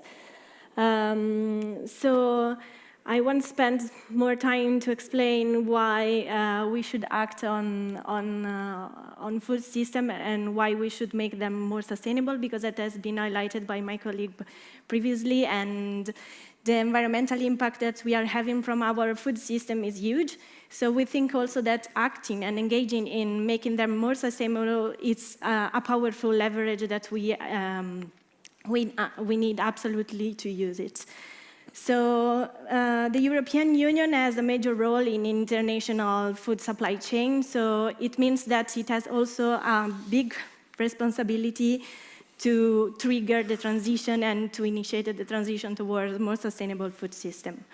We really welcome the farm to fork strategy and the approach and the thinking that there was behind this strategy, because working for sustainability, it means working for resilience and thus also for food security, because environmental impacts such as climate impact and biodiversity loss are really impacting our capacity to produce, and they are impacting it now, and they are not problems that are for the longer term, but actually we need to address them now. So the European Union is sitting now in on a unique chance, that is the one to set new foundation for sustainable food system. And that's why we are really urging the European Commission to use it. And this is a bit how we imagine that this law should look like. So, as we said before, we really need to think about a long-term strategy and set a clear path. So that's why we are asking to include mandatory targets for 2050. Because the targets are a powerful tool, policy tool, to really provide a clear direction and ensure measurability and coherence among all the existing food-related policies and also future-related policy, food-related policy. So we really hope that this framework will push a shift of the consumption towards a more healthy and sustainable diet, and not only providing more information to consumers through a sustainability labeling, but really acting on food environments. And food environments are all the contexts, social contexts, economic contexts that are influencing the consumer choice. So working on advertising, promotion, and education, and also, most importantly, rebalancing price. Because prices are really the first thing that the consumers look at when they go to the supermarket and when they buy food. So we are really asking to the Commission to make health and sustainable food not only the easiest choice through the labeling, but also the most affordable one. And we are really asking to use all the policy tools that you have in your hands to do that. And since the competence is shared between the European Union and the national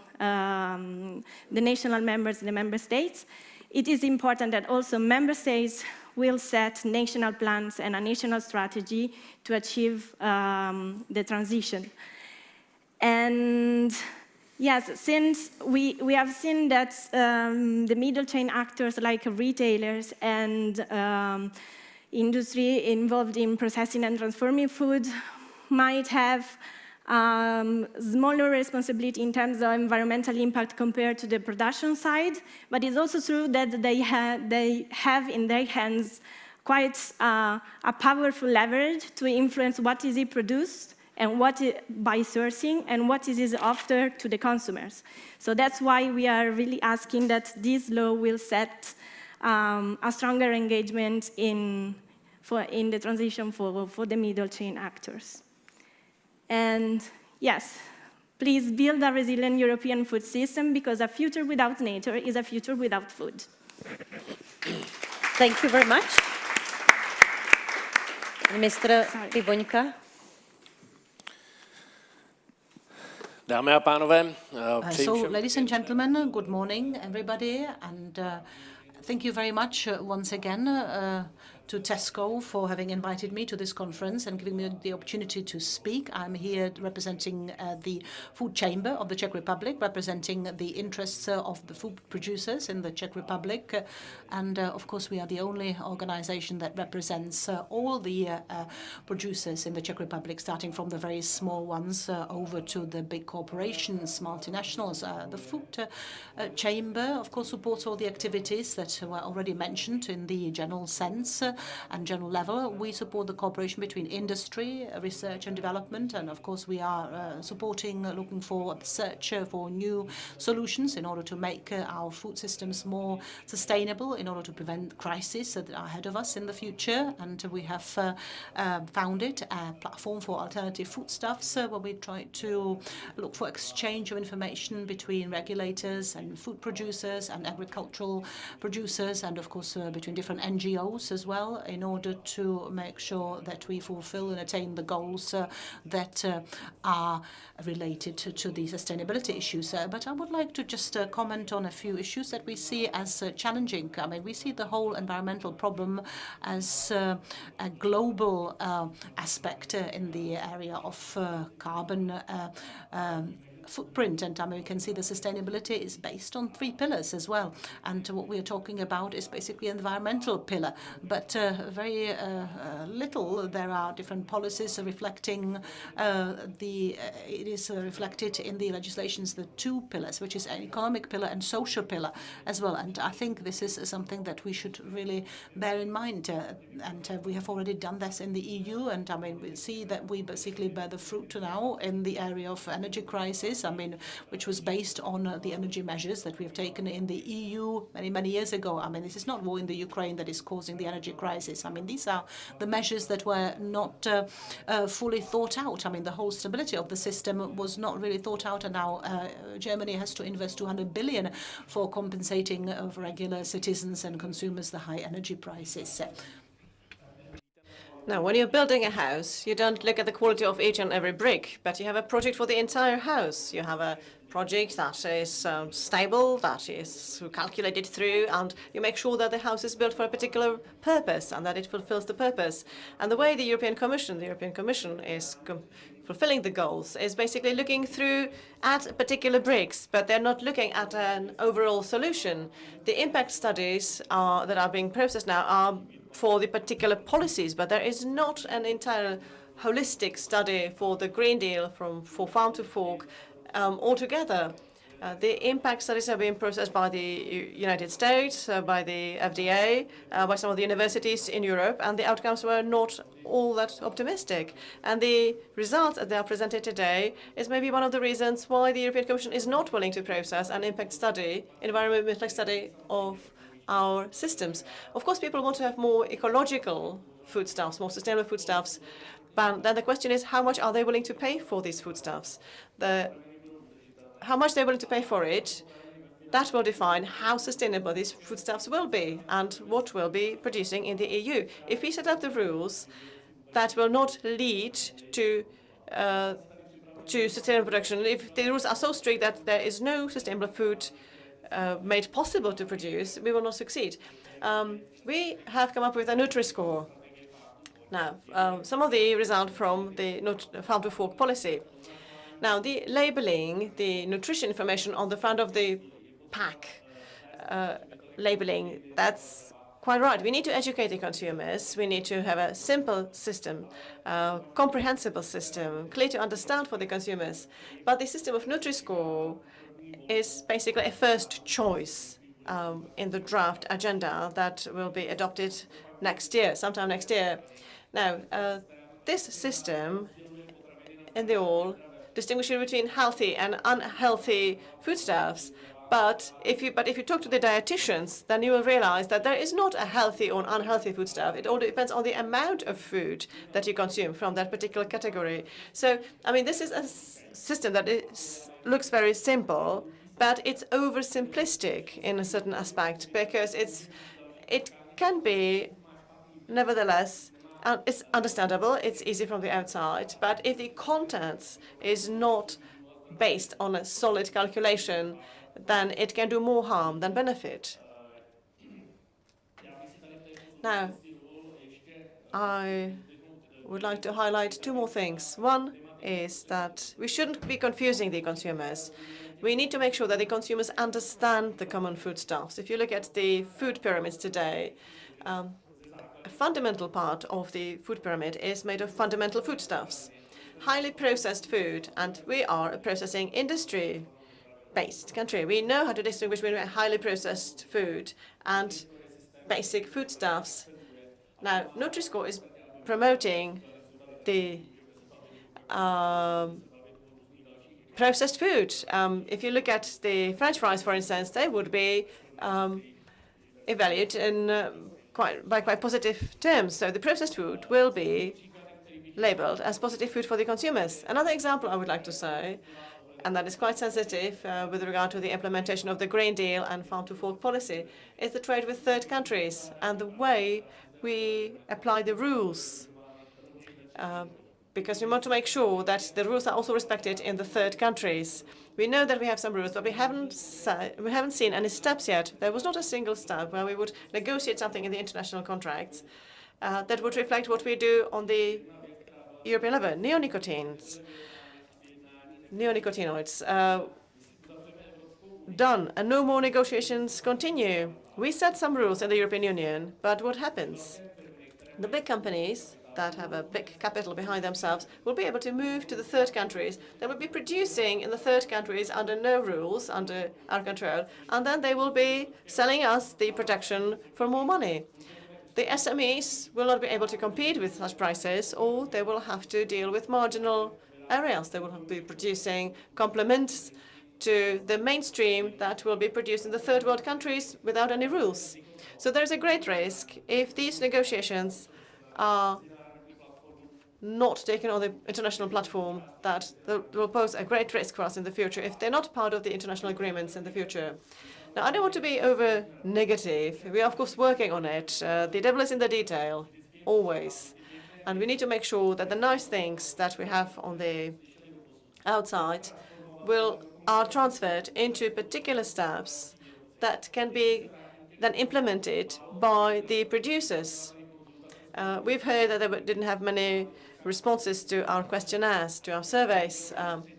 Now, we have the experience that the SMEs cannot participate in questions that are too complex, that have questions that are not easy to understand. So if you want to talk to an SME, you have to go in the field. You have to go to that factory, you have to go to the farm and talk to them because these questionnaires often have wordings that are incomprehensible for them. So, but they will be the ones who will be implementing the structure. So you can say that, oh, we talk to the SMEs, but then we might end up in a situation where we have no understanding of them. I mean, they wouldn't know that it's going to be costly, that it's going to be like this and like that. So we want to avoid a situation, and that is a great threat for the entire system, that is the greenwashing. We'll be lying to ourselves that we are implementing all, you name it, and we're doing this and that. But look what happened in other countries. Unless we act and go down to the detail, we will not be avoiding a situation that things will be produced in third countries without any rules and then being imported into the EU. So let's have a look at the overall impact. Let's not look at the particular bricks of a house, but let's have a look at the entire project of the building. And that's all from me. Thank you. Before Peter will ask the first question, if there are any reactions to what we've heard so far, any reaction from the audience or from your side? You want me to start? Yeah, we can react to what we heard in the presentations. Thank you very much. I think there is a lot to discuss. That's what it shows. We as a sector representing the retailers and wholesalers, what we believe is that the climate imperative is there, and we need to get organized and equipped to address that challenge. And the discussion today shows that we still have a lot to discuss. So dialogue is essential. And aligning on the common objectives. What are we trying to achieve here? I mean, we're talking about the future of the planet, and that should be the ultimate goal. And then, by aligning on the objectives, then we will need to map out how we get there as a chain, again, as a chain, not individual sectors, but as a chain. Mm-hmm. Mm-hmm. Thank you very much. Yeah, so one question I noted. Many of you, actually all of you, mentioned the lack of awareness, knowledge, and sometimes even skills in the sector. How a new legislation can address this problem? In other words, how the legislation can help businesses and customers as well to gain knowledge, to develop the skills needed, really, for sustainable food systems. Okay. So if I should start, of course, the legislation and legislation framework is very important for reaching the targets, but still I think that the common people and customers, they are able to recognize the thing if we just give them the right names. And this is the problem that we are facing now. We are not naming the thing correctly. I see there on the table, for example, soya drink, and many people call it soya milk. It's not milk. The same problem is with the denomination for the meat.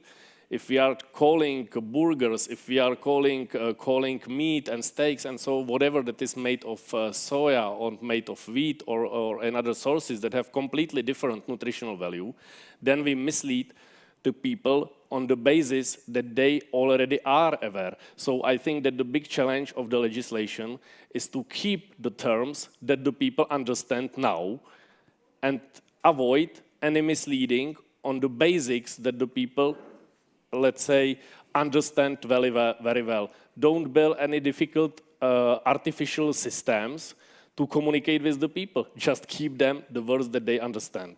Mm-hmm. Thank you. Reactions? Yeah, for us, for example, it's very important to invest in education, as was mentioned also before, and try to increase the knowledge about the impact of what we eat. And for example, one tool that is already existing are the dietary guidelines at the member state level that are not very used currently, and some of them need to be aligned with more environmental sustainability, but are actually an already existing tool that can be used also to align, for example, offers of the restaurants, offers of the retailers, the canteen. So it's already there. You needs just a push to be used. Yeah, thank you. And do you agree that the lack of skills or knowledge is a barrier for the retail and the wholesale sector?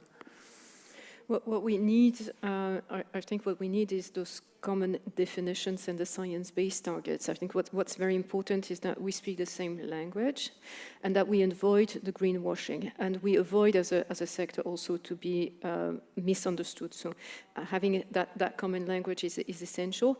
Then in terms of how this is communicated to customers, we need to leave a margin of maneuver freedom for every retailer to compete and explain and contribute to their local communities, and they're doing this, and they can do more. They can be encouraged to do this, and we have made some commitments in that regard as part of the EU Code of Conduct on responsible business marketing. I think governments also have a key role to play in terms of the educational programs and the green procurement. Mm-hmm. Mr. De Beculer, would you like to add something? Yeah, well, thank you for giving me. I'm sorry that I cannot react immediately, but indeed, I mean, there is a need to inform and to share information. And I think already at production level, our colleagues of DG Agri and also the national authorities, and they are creating this farm advisory system and things like that. So I think there is opportunities there. Also, as regards the consumers, there is opportunities for labeling. We are working on a sustainability labeling of the foodstuffs, but be aware that will not be enough. And as I said in my speech already, what we need is a food environment where the food that the consumer is buying is the most obvious choice, so that the environment, and this is not only about labeling, it's about availability, it's about prices, it's also about marketing, it's about the food, for instance, here in Belgium, which is served around schools and in the schools. That's very important. So the procurement aspect is so the school or the meals that are provided in the schools play an important role. Now, and that's also important to know, we are very happy to introduce mandatory criteria, for instance, for procurement, and to introduce sustainability criteria. But what is very important as well is that procurers and also food service providers understand very well what is sustainability, because it's not that they are not willing to do it, but they need to understand exactly what is sustainable food, what needs to be done, what needs to be provided. And of course, for instance, in a school, if you're a procurer, you have so many things on your mind, and you're not only buying food, you're buying a lot of other stuff. So therefore, guidances and tools will play an important role. We're also thinking, for instance, in the criteria to introduce some communication and communication obligations towards children, towards the students, about the food that is being served. So that would be an important criteria. And also, for instance, in care houses, you can inform the elder people, the older people, about the food you serve. What is it made about? What criteria are you using? How it is composed? And then older people have something to talk about with their children and their grandchildren. So I think there's a lot of opportunities there to share information with consumers, to share information all over the chain, to involve all the partners in the chain. So for us, there's great opportunities, and we can introduce some aspects in our framework via our framework legislation. But of course, there will be responsibility for the national authorities, because we cannot do it all. So there will be a need also for involvement at a national, but also a local and regional level. And there are very good examples already existing in certain cities. Copenhagen, Ghent, and other cities in Europe have already playing an important role for this. So thank you. Thank you. Thank you very much. We have like 5 minutes left for our panel discussion. I know it's not too much, but any questions from the audience? Yes, please. I would like to ask you to wait for the microphone to make everybody understand. Thank you. Hello, good morning. Thank you very much for really nice and inspiring conversation and discussion and all the presentations. Jindřich Hensel, Česká spořitelna, Erste Group. And I have maybe personal question, or maybe question for all, because we as a bank are not that much deep dive in this. But I would like to understand how is it possible that the Czech farmers are not that involved in the process of the legislation process of EU proposals, since we are one of top 9 countries in EU, which is the third. So I think then I am a bit like not understanding why the farmers in France are able to participate and the farmers in the Czech Republic not yet. And how we as a country can help our farmers to be more active, and maybe mention some of the things that Mr. Pivoinka said before. And what is currently in the Czech Republic in the process, how to involve our farmers to participate. Thank you very much. Thank you for the question. Yes, firstly, I'm not here as a representative of the Chamber of Agriculture, but the Chamber of Food Producers. But we see that Czech farmers are not so much active on the European level. We are trying to be as a federation. Of course, our capacities and possibilities to be active are limited with the size of our federation, if I am talking about the Federation of Food and Drink Industries in Czech Republic. Republic. And regarding farmers, we are trying and we are pushing our farmers on the cooperation to implement some sustainable standards. And some our members are pushing the Czech farmers to implement sustainable standards and start to talk about it. We know that for the farming, it's not clear yet everything. We know about the taxonomy that it's not clear which procedures are the most sustainable procedures which are recommended. There are many, let's say strains that we are following and that we see in the sustainability in the farming. They must have a look on the specific solution. But as well, we know at this time the Czech farmers are maybe solving more some economical problems at this time than looking forward for the future with sustainability. But we as a federation push them, and we are trying to come to some, let's say, joint projects where they will be more pushed to sustainable procedures. Thank you very much. One more question from Slido. You can see it on the screen, but I can read it for our speakers. To minimize waste across farm-to-fork cycle, are there any regulation ideas or concepts focusing on carbon tax or penalties in order to facilitate those measures? We, very honestly, we are not very following all the regulation on food waste, so probably, I don't know if Wim can help on Wim, this. can you help us, please? Well, I mean, there is some initiatives on carbon. There's a carbon action program which is going to be soon made or published, and there is also, in fact, in relation to food waste, also an initiative taken by the Commission to set targets for the member states for food waste reduction. So yes, we are taking initiatives in this context as well. Okay, thank you very much. Do we have time for a last one in 5 seconds? 5 seconds, it would be not enough because it's over now. So thank you, all our speakers. Thank you very much. I know we have no time enough to cover everything, but I think we will have a coffee break so we can do networking, we can talk still about our subjects. And I would like to ask you, we will have a 15-minute break, just quick coffee. And then we will have a lunch break after the next panel discussion, which will be a longer one. But I would like to ask you to keep timing of the coffee break, just 15 minutes. Please be back for the next panel discussion concerning business. Thank you very much. Thank you.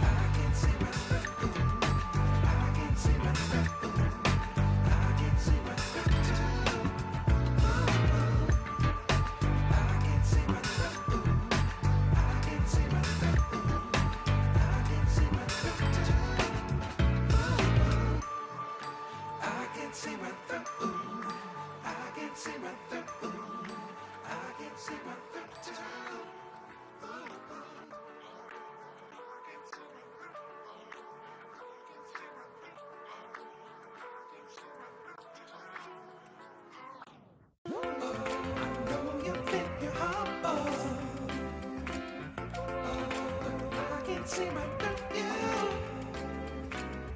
Oh, the next time that you see me, oh, I'll be taking the one, two. I can see right through. I can see right through. I can see right through. I can see right through. I can see right through. I can see right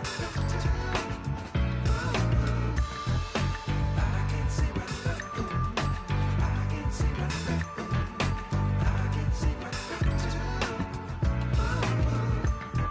I can see right through. I can see right through.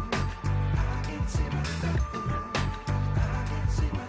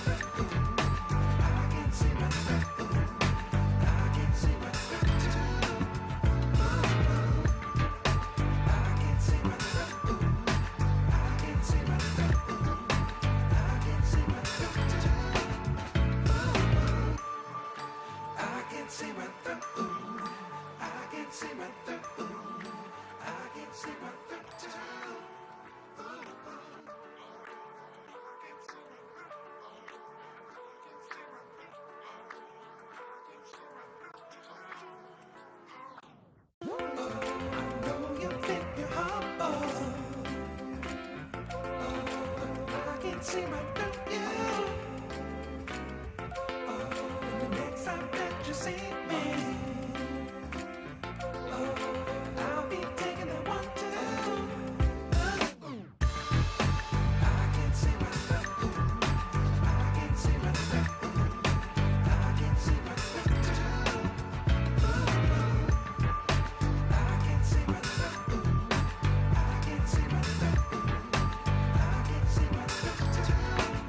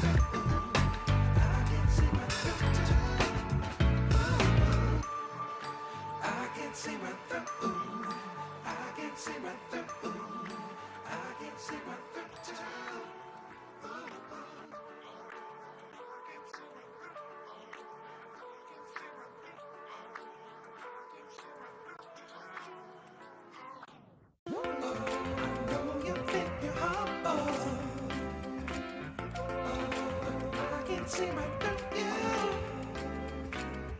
Oh, the next time that you see me, oh, I'll be taking that one too. I can see right through. I can see right through. I can see right through too. I can see right through. I can see right through. I can see right through too. I can see right through. I can see right through. I can see right through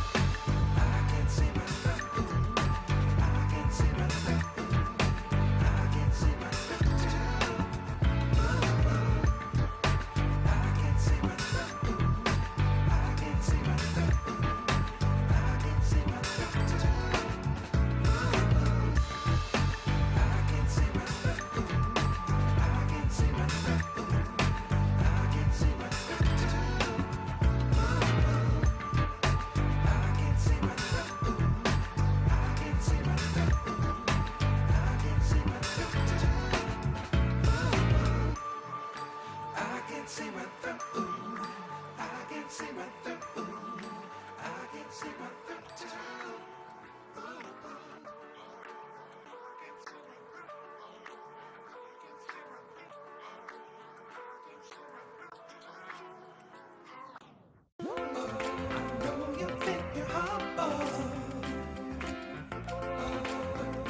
See right through you.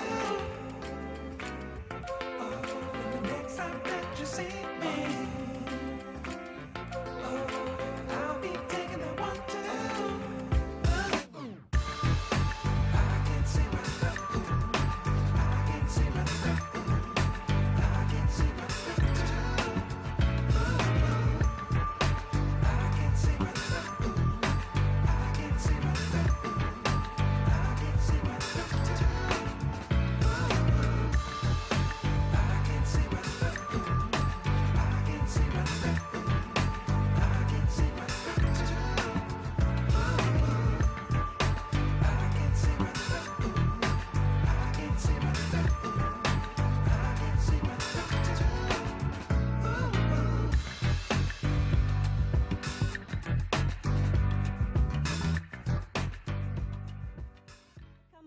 Welcome back, ladies and gentlemen. I hope the others will join us very, very soon.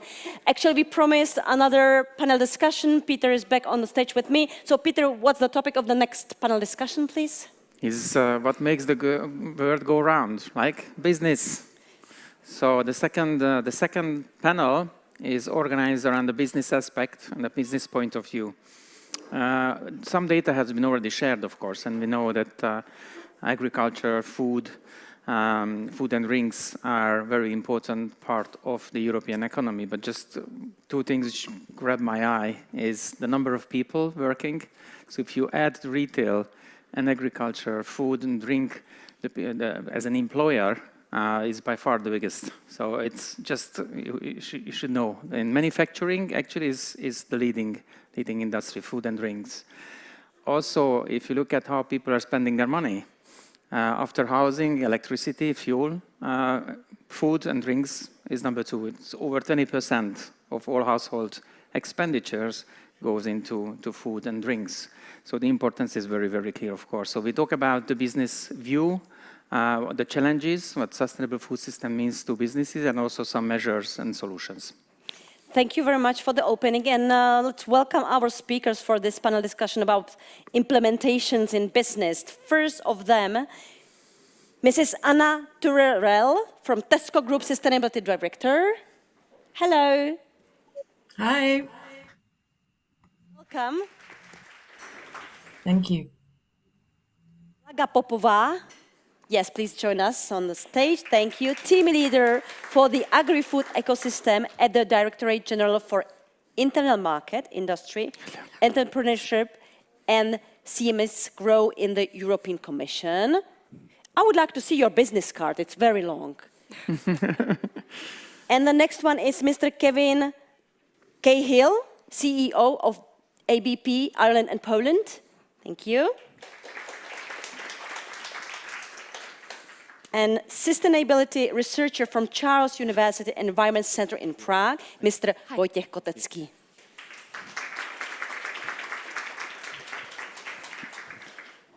So, the same as for the first panel discussion, I would like to ask all of you for 5 minutes. Repeat it, 5 minutes open speech. Thank you. Yeah, Anna, can we start with you, please? Of course. Thanks so much. And it's a pleasure to be with you today, albeit virtually. I'm sorry I can't be there in person. I'm currently in Amsterdam for the Consumer Goods Forum. But really pleased to be able to join virtually. So the question for this panel that's been put to us is really about understanding the opportunities, the challenges, and the needs for food businesses to implement a sustainable food system. And we've heard a lot already this morning about some of those challenges, the complexities and the hurdles that we need to overcome. So whilst I don't want to repeat what you've already heard, I do just want to, I guess, double down on some of that context setting, because it's really important. And it's certainly front of mind for a primarily a food-based company such as Tesco. So the context, we know that climate change is the biggest threat to the future of our planet, and we are already feeling it. We also know that humankind is exacerbating the conditions more and more. We are over-consuming where we shouldn't be over-consuming, and we are producing in some respects unsustainably. And that's obviously leading to this situation where we are really creating a perfect storm of problems. I think it was this year actually that the IPCC, so the big kind of global climate panel, highlighted that productivity in the food industry is already 21% lower due to the impacts of climate change. And that's a really frightening statistic, given that what we're seeing in terms of global population growth is just going up and up. And also recognizing that as food businesses, we are entirely dependent on the natural world for our business. So there is this perfect storm that we're facing into. And another consideration, I think, that is very front of mind for us is the fact that the current food system is so dependent on such a small number of crops. So more than 80% of the world's food is currently coming from just 10 crops, 10 commodities, primarily rice and corn. So we can see where the tensions within the system are already visible and being exacerbated by human or by climatic changes. But it's not just climate change that is impacting the way our food system works. And again, we've heard some of these points already this morning from other speakers. You know, we're facing into a multitude of supply chain crises. We are seeing the food system being impacted by economic shocks, by wars and conflict, as well as by changing geopolitics. So the imperative to really face into what a sustainable food system for the future needs to look like has never been clearer. What's really interesting for me as a sustainability professional is you hear a lot about how the food system is broken. And actually, I don't really agree with that. I don't think the food system is broken. I think the food system has worked really, really well for us for decades and decades. But actually, the issues that we face now as society, they're very different from what they were 50, 60 years ago. So our industrial agricultural production base, our ways in which we produce, but also how we consume have radically shifted in recent years. And now the food system needs to evolve to face into what that new reality needs to look like and reflect. So what do we actually need then in terms of what are the opportunities, I guess, for us that we're facing as we look to the future? What do we need to be able to implement a sustainable food system? I think there are a number of factors, and these are common themes that we often hear about. The first is about having really clear ambition and robust, strong leadership, not just within companies, but also within governments and civil society. We all need to be clear about what we are working towards. And I think we're starting to see that coalescence and increased alignment, but we need to move quicker and we need to be bolder and braver. It's actually why, as Tesco, we reframed our corporate purpose last year to explicitly recognize that we are serving our customers, communities, and planet a little better every day. By putting that front and center very visibly within our corporate purpose, not only does it create better clarity for us as colleagues in understanding how the work that we do contributes to delivering on that purpose, but it also sets an important expectation of external stakeholders to Tesco to hold us to account for delivering on that. So ambition and leadership are really, really important, but at the moment it's still a little bit incoherent across the system. And certainly the role of government alongside business is going to be critically important in helping us to unlock some of the enablers to deliver on that food system change, whether that is fiscal incentives, whether that is policy or regulation and legislation. We need to make sure we have an enabling environment to deliver new innovative solutions at scale. And that links me on to my, I guess, next point, which is collaboration. For me, collaboration is the buzzword, the key area of focus, because we are facing into systemic issues. No one organization or entity or business can tackle these issues on our own. As much as we as individual companies may be big, we may be bold, we may have strong ambitions, we cannot address food system challenges ourselves. So we have to work side by side, and we have to do that pre-competitively with our peers. We also have to do that thinking outside of the box, outside of traditional food companies, working with unusual suspects, which is why we've been doing some really cool projects recently with a number of banks, looking at how we can unlock supply chain financing to support our suppliers and farmers, for example, in our supply chains, to be able to come on the journey with us. So thinking outside of the box, unusual alliances, I think is going to be really important. I've touched on innovation, and that links very much into how we collaborate and work together in new ways. You know, these systemic issues require new ways of thinking and doing, and they require new solutions. Technology has a massive role to play, undoubtedly, but this isn't just about tech. This isn't just about accessing new financing. This is about rewiring the way we think about the food system to be able to identify and harness those new opportunities as they emerge. Because one thing is sure, the way we work today, the issues we face today will not be the same as the issues that we're facing into tomorrow, or the ways that we need to work for tomorrow. And then the other two elements for me, engagement and education. We've heard a little bit about this on the previous panel. Really, really important that we take everyone with us. Often as food companies, as consumer-facing businesses, we think a lot about the role that our customers play. We think about the role that we play in delivering healthy, sustainable, affordable food to our customers.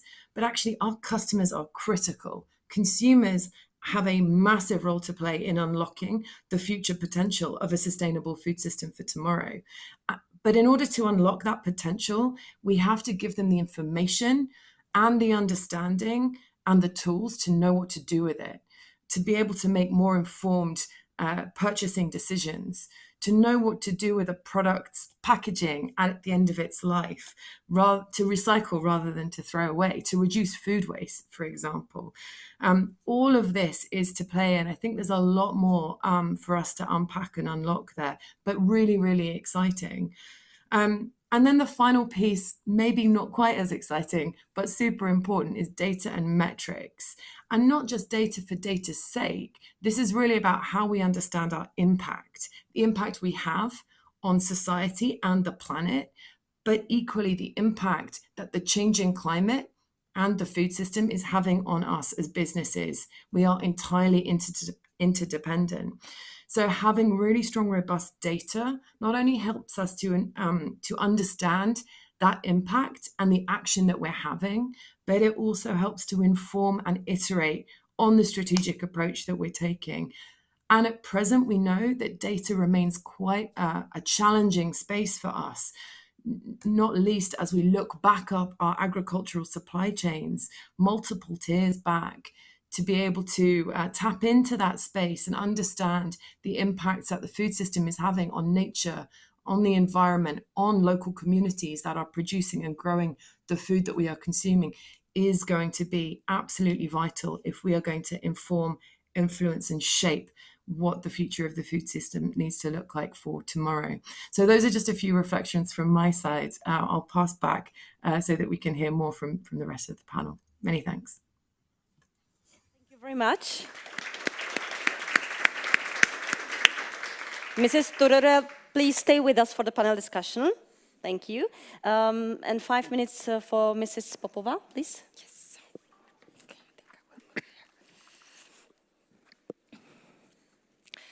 Let me first start by thanking the organizers for this event, which I find extremely timely. The key word today is sustainability, but we also heard words like resilience. We also heard the word crisis. And I'd like to really point out to the way that these three concepts are interrelated. The way that a sustainable food system, sustainable production and consumption actually also means a resilient food system that is also more resistant to crisis.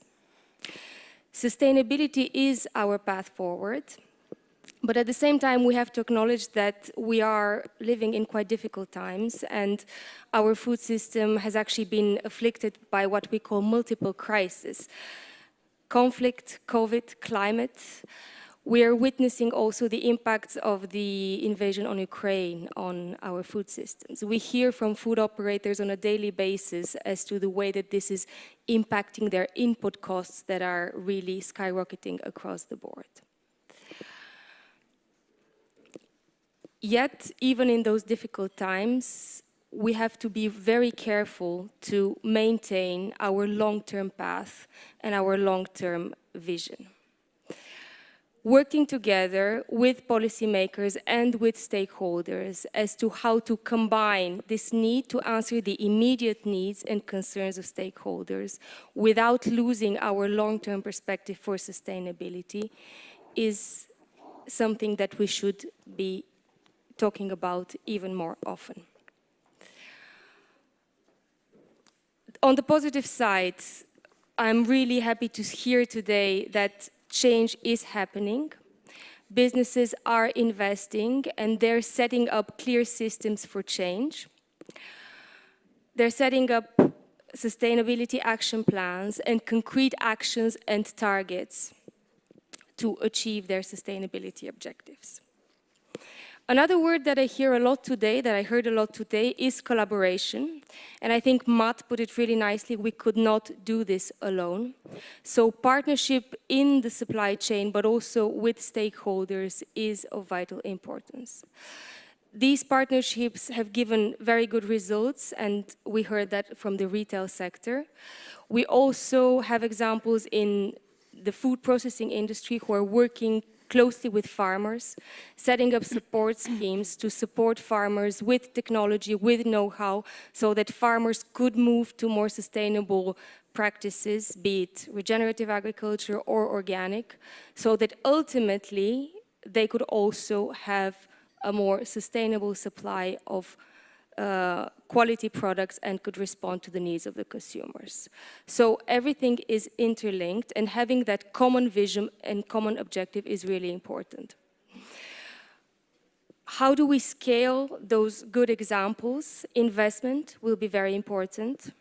Innovation, and specifically the way that we use digital technologies and making the link between digitalization, so the digital shift, and the sustainability shift.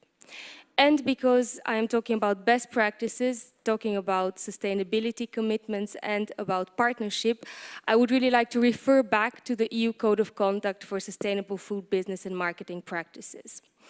It was already mentioned a few times today, and I'm happy to see here in the room who are already part of our Code of Conduct. Claire mentioned it also in her presentation as one of the key elements of the Farm to Fork strategy. The Code of Conduct was, in fact, one of the first actions that was put in place under the Farm to Fork strategy, and it is specifically targeted, in fact, to business, to the actors that we call in the middle of the food supply chain, so food processors, retailers, the food service sector.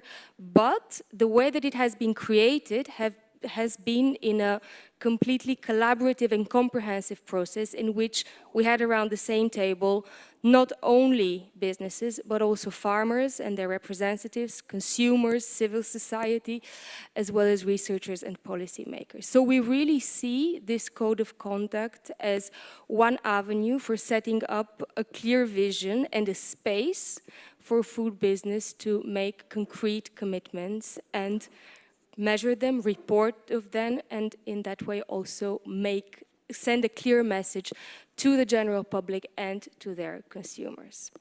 The code has principles and aspirational objectives, and I have to say that those principles and objectives are actually very close to what we saw from the principles of the WWF.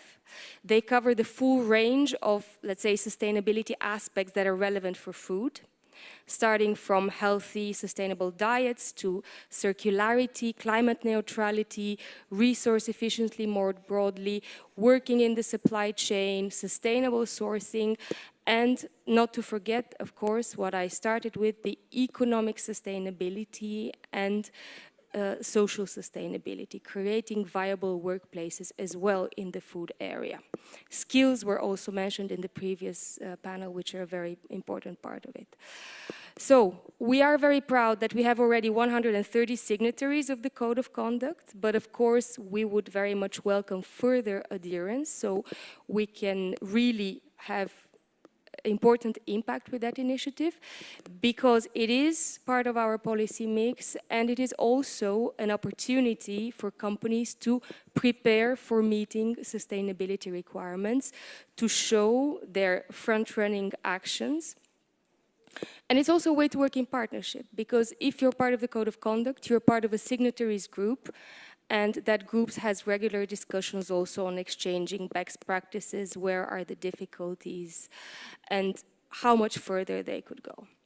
One last point, of course we welcome more participants from this part of Europe, and we know how important Central and Eastern Europe is also for food production. But we also would like to focus a lot more on small companies.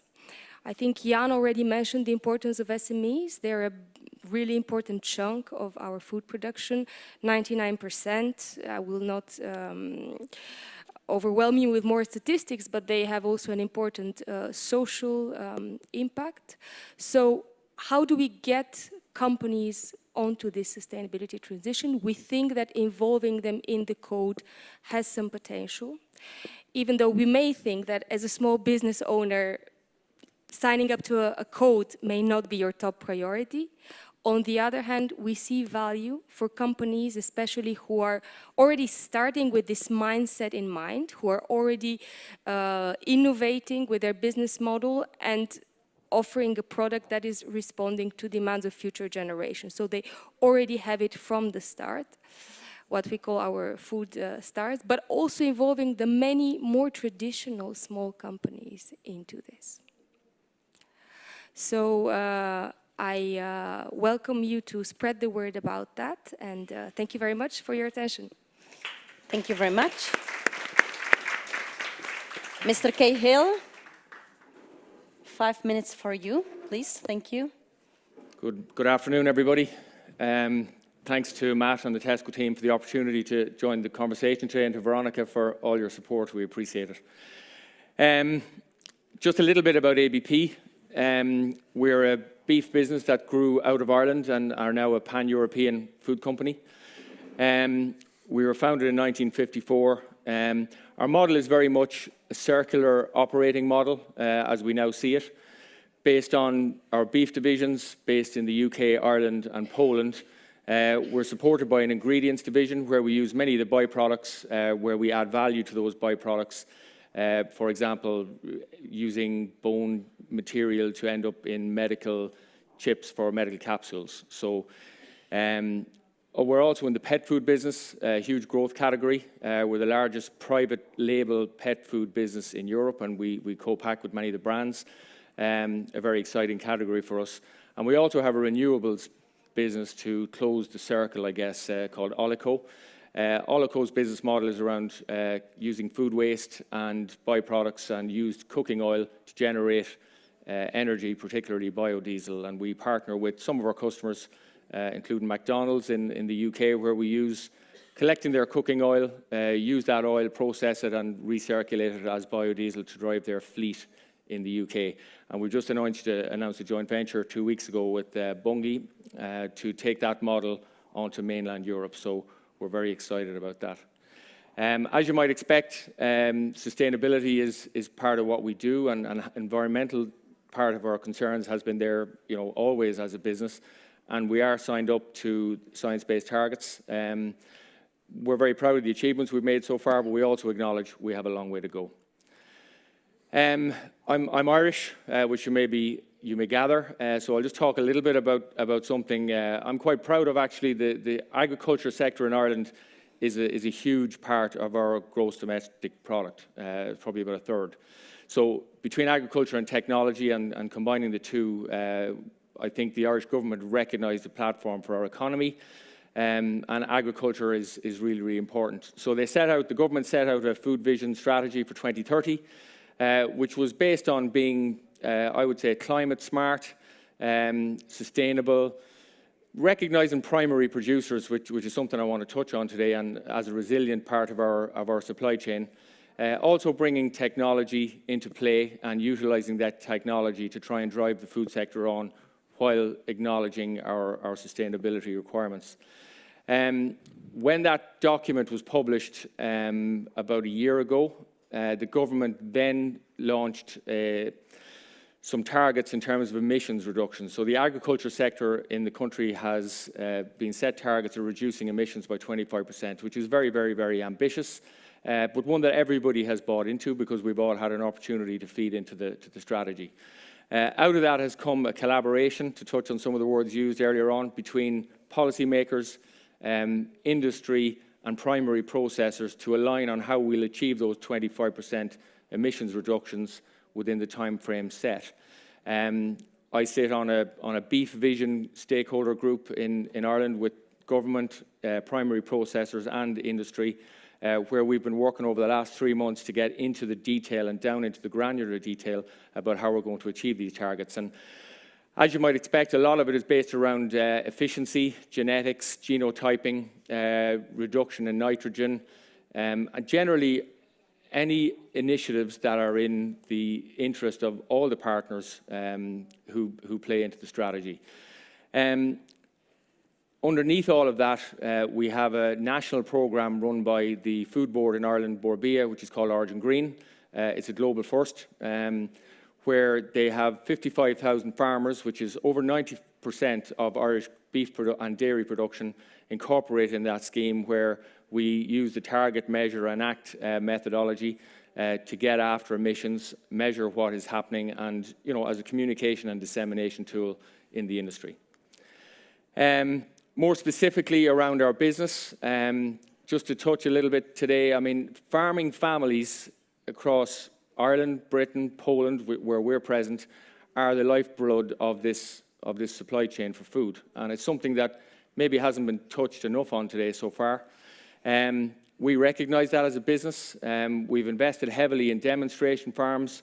They're not scientific farms, they're family farms where we use all of the knowledge that we've been able to glean from collaborating with partners in the Irish Cattle Breeding Federation on genetics, on the advisory governmental side of our agriculture systems. And we're bringing that knowledge and that research to farms, demonstrating the results that we can achieve, particularly on efficiency, which is what it's all about at the end of the day. Farming is a business to these families, and that's something we should acknowledge. In addition to that, we've launched a number of programs where we integrate back into our supply chain with farmers, rewarding them for hitting targets on sustainability. We reward them financially. At the end of the day, there is a cost at a primary level for farmers to go and do the things we need them, and they acknowledge that need to be done. So we need to reward them for that and reward them for their achievements. So we've launched a number of integration programs in our supply chain in all of the countries where we operate. In addition to that, we've started giving very, very specific feedback to our farmers about their performance. We use the data, we publish it, we feel that people react well to that.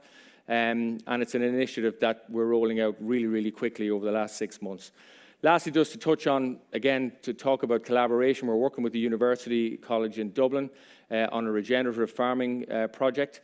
And again, the outputs from that, well, the objectives, first of all, are to really try and illustrate the economic and environmental impacts of regenerative farming.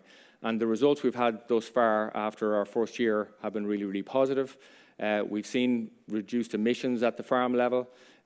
We've seen that through reducing the finishing age for livestock. We've seen reduced levels of nitrogen on our farms. And most importantly, we've seen increased profitability on the farm, something that we need to acknowledge is a really, really important part of what we do.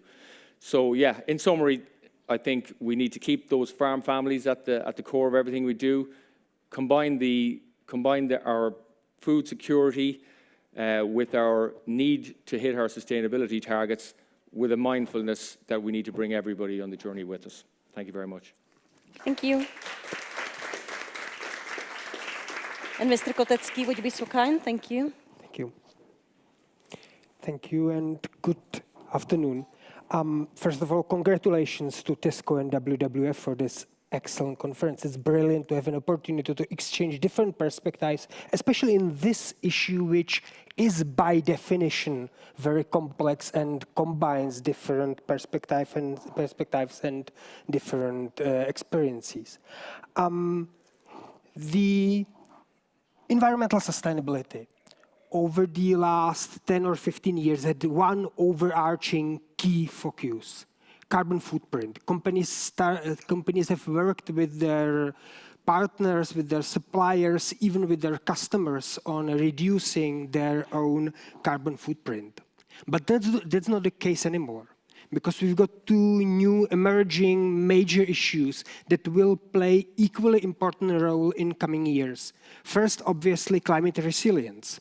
We just, since 2015, we had the period of the driest summers in Central Europe in the last 2,110 years, so that we had the driest period since the time when Rome was still a republic. We do not have any data beyond that, so that we do not know what happened before that. And obviously, it impacts everyone's businesses. And water security is suddenly becoming an issue even in Central Europe, and adds another angle to the already existing concerns about food health and ability of our soil health and ability of our soils to withstand changing climate. And the other major emerging issue is nature restoration. In the past, we have focused our protection of nature on what has been left on nature reserves or national parks.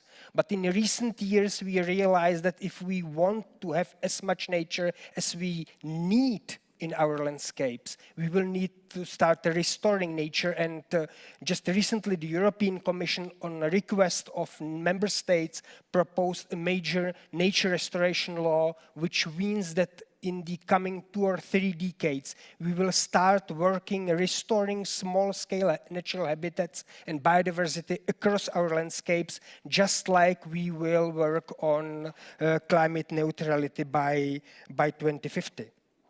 Now, what is the role of business in all this?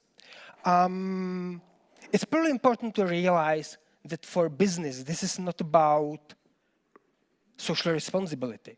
This is basically risk management. A good example which concerns especially climate resilience, the Czech Ministry of Agriculture estimates that the damage and loss from soil erosion is something like 730 million euros per year. That figure is roughly an equivalent of 23% of the entire value of crop production in this country. And it's obviously, should that even a fraction of that figure become part of costs in agriculture and food industry, it will substantially increase volatility of food markets.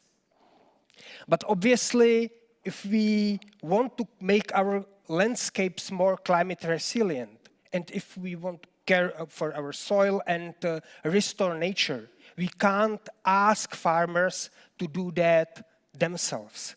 It's a joint project which will need involvement of various sectors that are involved in the value chains of agriculture and food, and this is where the food systems agenda becomes extremely relevant. Now,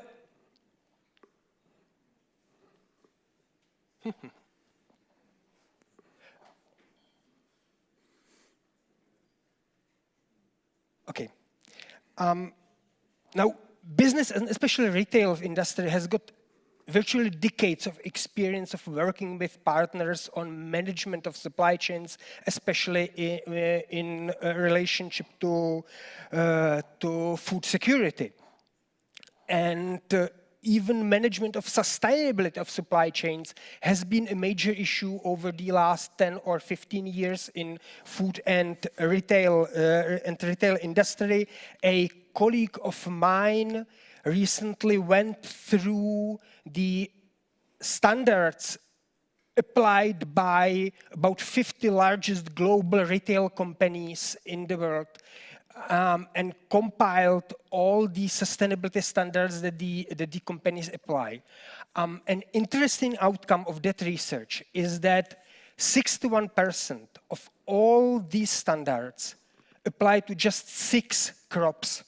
And all of these 6 crops are either tropical or subtropical, which is not that surprising. It's actually quite understandable, predictable, and reasonable because the environmental impact is usually bigger in tropics and subtropics. If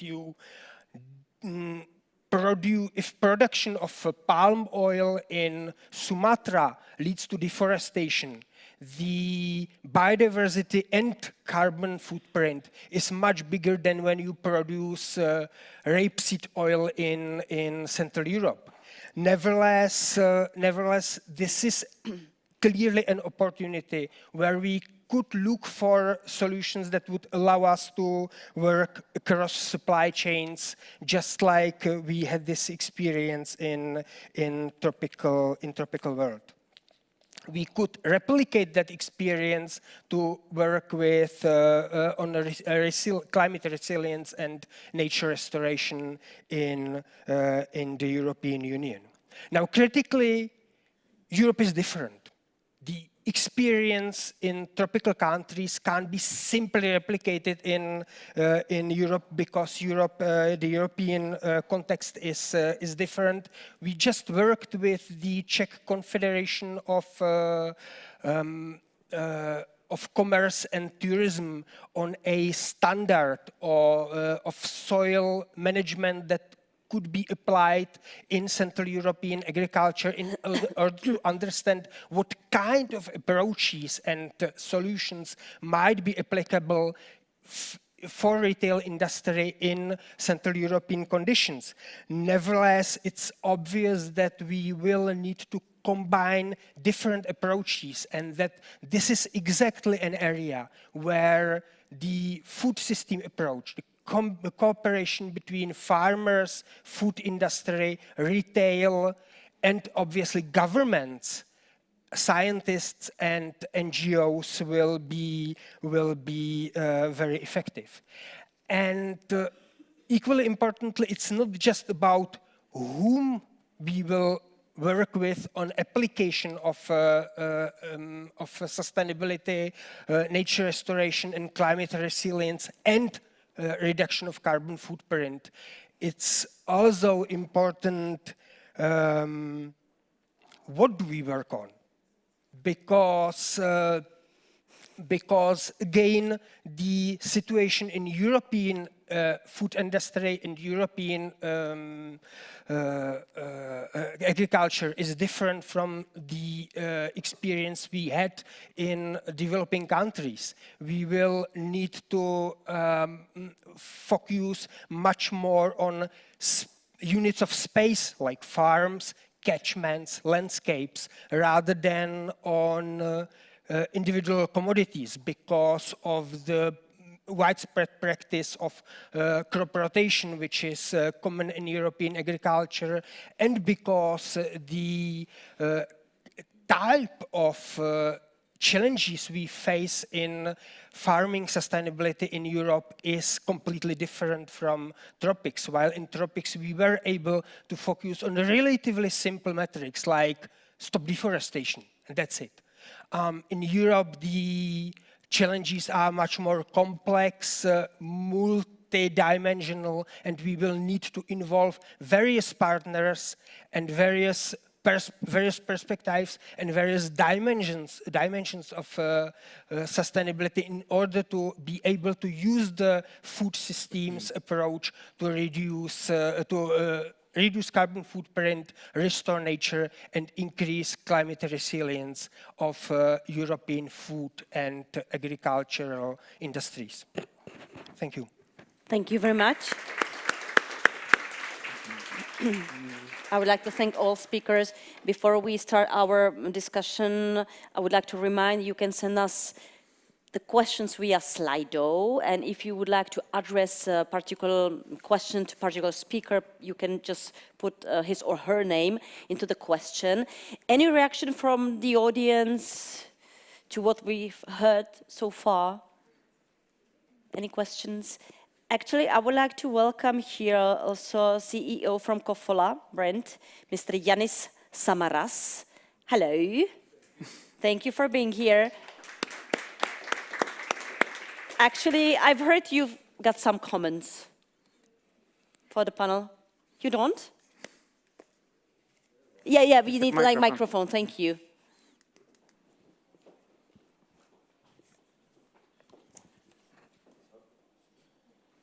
Jestli můžeme věc mikrofon, prosím. Thank you very much. I represent here probably the only small local company from Czech and Slovakia. And I can say I am deeply shaken by direct confrontation with Brussels legislators, because I have no many opportunities to meet them. And what I admire today was the presentations from the practical businesses because they are quite closer to us. I liked from Mr. Sinister the quote, company made by people for people. Yeah, and this is what I didn't find in presentations from legislators. Yeah? For me, it was difficult to find myself in that. Mhm. And also from Kevin's presentation, again, practical measures to farmers, and also scientific presentation, because this is what we see much more than legislation. What drives us, it's risk management. We produce water, we are mineral water producer, and I think in 90% of, or something like that, of surface water you can find pesticides and other chemical substances. And in spring waters, it's around 60% in Czech Republic. So it's the waters are, let's say, very much contaminated by agriculture mainly, and our efforts to be more sustainable is to protect our water sources. So we motivate farmers around to produce in organic, produce organically, etc., etc. So this is more about, for me, it's more about common sense, and it's difficult to, how to say it, put simplistic labeling, etc., which is what legislators want, to very complex systems. It's for us, it's difficult to weigh what is more important: to protect water sources, or have more sustainable packaging, or labeling, or so there are many things. And I don't believe that by simple putting this is this type of product or this concrete product is sustainable and this is not. It will be like the fries, yeah. Or we produce also soda, so Coke Zero for sure is not more healthy than fresh juice. But if you will put these labels, fresh juice will be labeled like, I think, B or C, and Cola Zero will be first option. Yeah? A. Okay, this is my opinion. Thank you. Okay, thank you very much. You can keep the microphone. Maybe I will have a question for you later. Any reaction to this? Anyway, so I can ask you, and also other representatives of the companies, what is the main motivation for your business to change, to move on, concerning sustainability? Main motivation, I think companies are like people, yeah? We are still developing ourselves towards the future, and we don't know what is the final goal of our development. This is the same with the company. So, and our goal is every day to try to reinvent ourselves as a people and as a company. So to find better version of us tomorrow and tomorrow. And I think this is the motivation. Yeah? 20 years ago, we didn't wake up with idea we have to be more sustainable. It came with time, yeah. And also with analysis of waters. Thank you very much. Mr. Cahill, what's your main motivation? Yeah, maybe just to build on that point, I mean, sustainability in our business has become a license to operate. So we have to continuously improve what we do in this sector.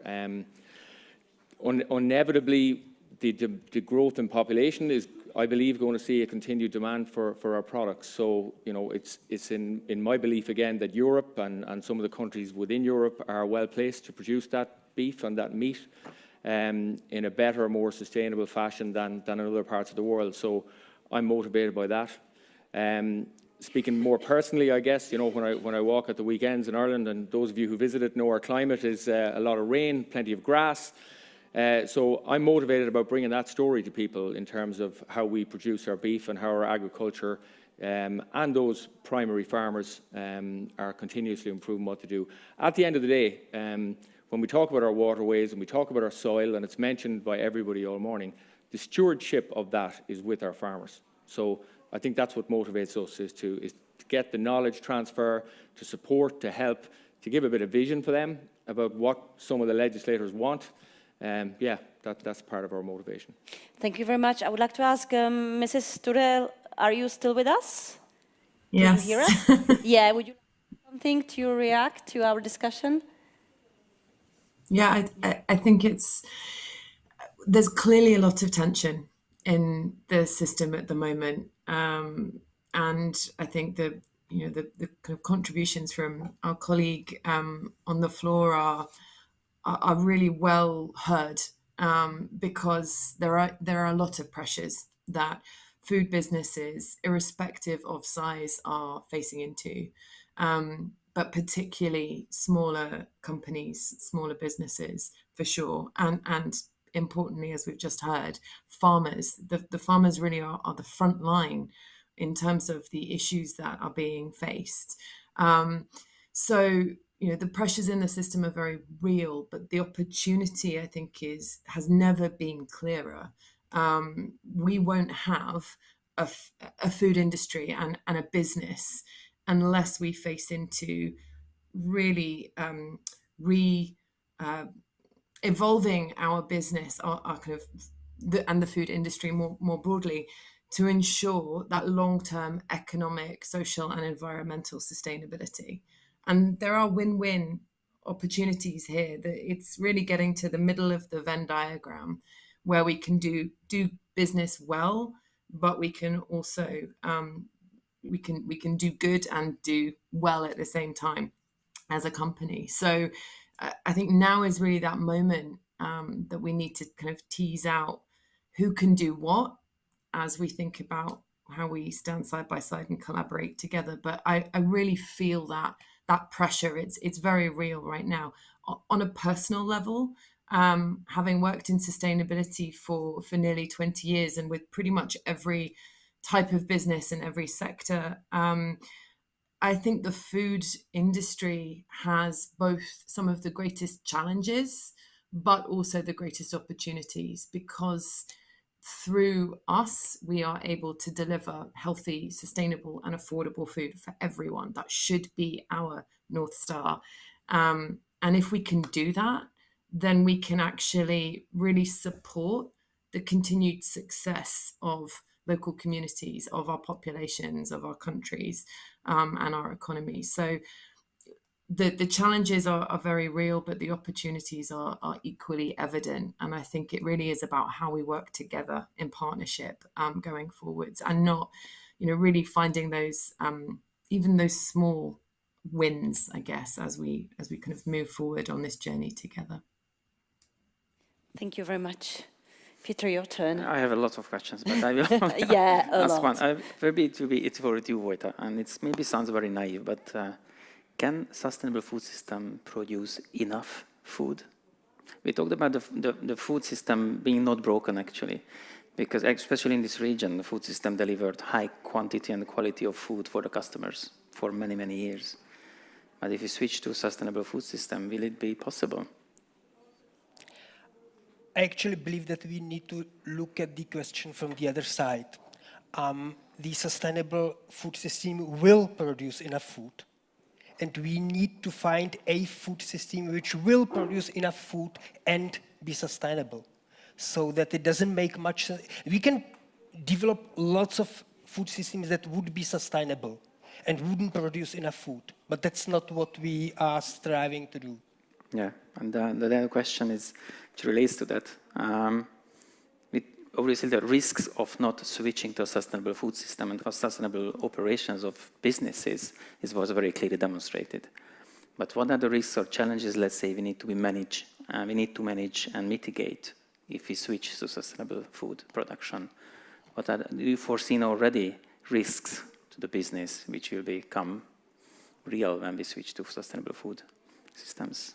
Yeah, I think the risk is not switching to sustainable food production, if I'm honest. I mean, we're in a unique position where we're embedded in the supply chain, so we have an opportunity to communicate to farmers and primary producers what the legislators and the consumers want to see, and we also have an opportunity to communicate forward to customers and consumers through our partners about the challenges that are faced back at primary level. So I think there's a recognition now from everybody that there is a need to change. There's also a recognition that the challenges are huge.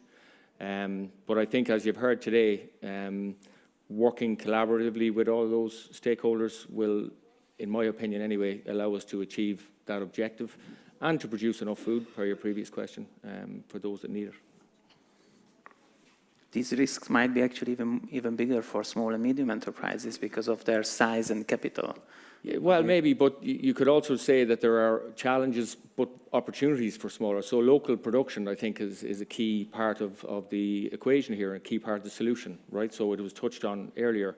Those companies who have local knowledge and who are close to their consumers have a wonderful opportunity. And I think that's something that all parties in here would encourage to see happening. Thank you. You can continue, yeah. Thank you.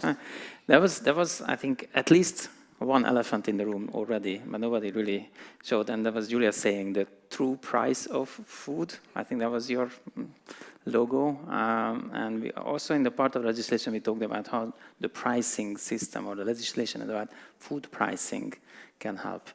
Is it an elephant so you should be afraid of, or is it really a question we should be very openly discuss and transparently put on the table when the new legislation comes? So you believe actual new systems of pricing, you look at the pricing system on the food industry can help or should help in switching to sustainable food systems?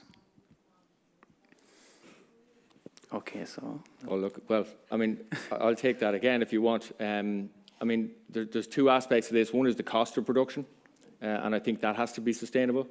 And we do need consumers to recognise the cost of sustainable production. Clearly, the economic climate at the moment is putting a lot of pressures on consumers. And I hope that does not influence their preferences in this area. But, you know, we saw earlier on in some of the slides that there is significant pressure and that cost is a key decision maker for people. So I think it is about education and educating the consumer about what is value for money, you know, and about how to make up that balanced diet. I think that the experience of organic farming is slightly misleading us here because organic farming is clearly more expensive because it's very much focused on labor intensity, and labor is obviously the most expensive thing you can buy in Europe. And so that organic farming is and probably will remain a relatively upper scale, relatively more expensive part of the solution. But it's important to realize that it is just part of the solution. There are other solutions that might actually even reduce costs in long term. Sustainability will involve making agriculture technologically much more advanced, technologically very intensive, which will obviously require some capital investment, but in the long term may reduce costs and may make much more economic. Thank you. Maybe if I can just add up to that, what we hear recently is in fact that there is already a certain trend of consumers switching away from, let's say, consumption of fruits and vegetables and into more products like pasta, rice, and more simple products. And we think that that is really something that we have to focus on. It's true that price inflation in the EU has risen substantially over the last year, and unfortunately there are big gaps between different countries in Europe. It's a little bit less significant. We hear here in, for example, Italy and France, but it can be particularly important actually in certain countries of Eastern Europe. So I think that this is really a topic that we have to keep concentrating on, and again work together with stakeholders to see what type of balance can be found here, because it's true that everyone in the supply chain is experiencing this pressure on cost increases. The way that this is transmitted throughout the supply chain obviously is also another difficult subject. So it is something that is very, very sensitive also for us as policy makers. And I would also actually like to use the opportunity to a little bit respond to the comment, the very relevant comment by the gentleman from the small food company. I think participating in events like this one is also very important for us as policymakers to directly hear the voice of companies. It's not always easy for us to reach the vast majority of small producers, but of course we have a very important focus at EU level on small companies, including in the food area. We have a strategy for that, an SME strategy, and that's focusing on two main aspects, what we call the twin transition. So the sustainability transition, more sustainable production and consumption, but also creating the framework to allow companies to produce in that way. And the other one is the digital transition and the way that those two are connected. And if I can give you a very, very concrete example, as part of that SME strategy, we have strengthened our network of advisors, our Enterprise Europe network, which is a pan-European, it also goes beyond Europe, by the way, of advisory services for small companies. And within their model, we have added a specific figure, which are the sustainability advisors. So small companies can actually address directly their sustainability advisor in the member states by contacting their local authorities. I would also like to underline the role of the national governments and again regional and local authorities of reaching out to small companies so they can be involved in those consultation processes, and we can really get out what is important for you on the ground. Thank you very much. And we have one more minute. So one question from the Slido. How do you see business strategy changing in the next 5 or 10 years? To keep it short, I think investment in technology, and you're going to see a deeper integration of the supply chain partners. That's my answer really. And technology to improve efficiencies, to improve how we get products to market. For sure, I think that's going to play a huge role as we go forward. Anna, still on the line, the same question. Yes. How do you see businesses change in probably 5-10 years? Yeah, I'd echo that last comment in terms of the role of technology and supply chain integration. I think we're going to start to see much more convergence of that. I also think we're going to see much more focus on radical transparency and the role that data and information flows along the value chain play in helping to support and drive business strategies, and also increasing the investor expectation, whether that's underpinned by regulatory requirements, which we're also seeing more of in this space, or more through market demand. But I think data, information and technology are all going to start to come together and converge much more explicitly than they are currently. Thank you very much. And it's over, our time. I know you have a list of questions. I will ask in the so you will ask break. during the lunchtime, maybe. And the lunchtime is coming, and maybe your question could be, what will be serving during the lunchtime on such a conference? So let me introduce a food blogger, Nikoleta Kováčová. She should be ready. Yes, that's her. And she will tell you more before the lunch what we have prepared for you. And Nikoleta, would you be so kind, very briefly? Thank you. I will be we are very running brief. out of time. Excuse me, I will be here next to the lunch, so if you can face me and see me. So good afternoon, everyone. In the lunch that you will be eating in a few minutes, we have subtly incorporated the WWF principles like less meat, fats, sugars, and salt, and also variety of vegetables on your plate. But we also included foods that are very important for plant-based diet, because when you take something out of your plate, you have to put something new on your plate and replace it with something equally nutritious. Most often people ask how you get calcium, protein, omega-3 fatty acids, or iron on a plant-based diet. And because we took care of this during this lunch, you will get all these nutrients there. You probably are all familiar with tofu and know that it is a great source of protein, but also it contains a lot of calcium, because the tofu that we are using here in Czech Republic is made on calcium salt, so it's one of the best sources of calcium that you can get. Also, other legumes, almonds, arugula, curly kale, and sprouts will provide you with the calcium. But when I came here, I saw that we have also these Tesco drinks that are fortified in calcium. So that is also a very good choice. And I'm very pleased to see more and more fortified milks, yogurts, and other products. So you will have enough calcium today. Much of the mentioned food are also great source of iron. Again, tofu, legumes, spinach, quinoa you will find on your plate very soon, or chia and flax seeds. Chia, flax seeds, and walnuts are also great source of omega-3 fatty acids. And many people think that you have to eat fish often to get your omega-3 fatty acids. But actually, even better is to eat seaweed. Our seaweed oils that are even better source of omega-3 fatty acids, and you are not risking any heavy metals that can be contained in a fish. So if you see seaweed, it's not so common in Czech Republic and Slovakia, and we are lacking the seaweed in our diet, so I hope you will maybe next time reach for more seaweed. So there are really many, many great plant sources of vitamins and minerals that people lack and that can be overlooked on our plates. So we really need to eat more vegetables, especially leafy greens, legumes, seeds, nuts, herbs, even spices, because spices are very rich in nutrients, sprouts, fermented foods, or seaweed. And even just broccoli or carrot every day, it's a big, big change.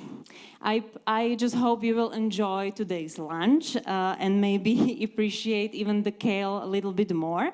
And if you will have any food-related questions, I am here so you can come and ask me, because I am vegan for already 9 years, so I went through everything.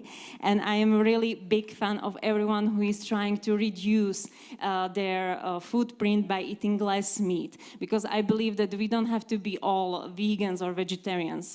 We just need to make every day the choices what we eat, and maybe really eat just less meat on Fridays or on weekends, be flexitarians or reducitarians, and we can make even bigger change than vegans, because we are really small group of people, but I believe the group of people that are reducing their footprint is bigger, and it will be in a few years really, really big, and that will make the change.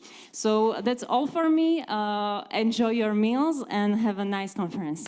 Thank you very much, Nicoletta.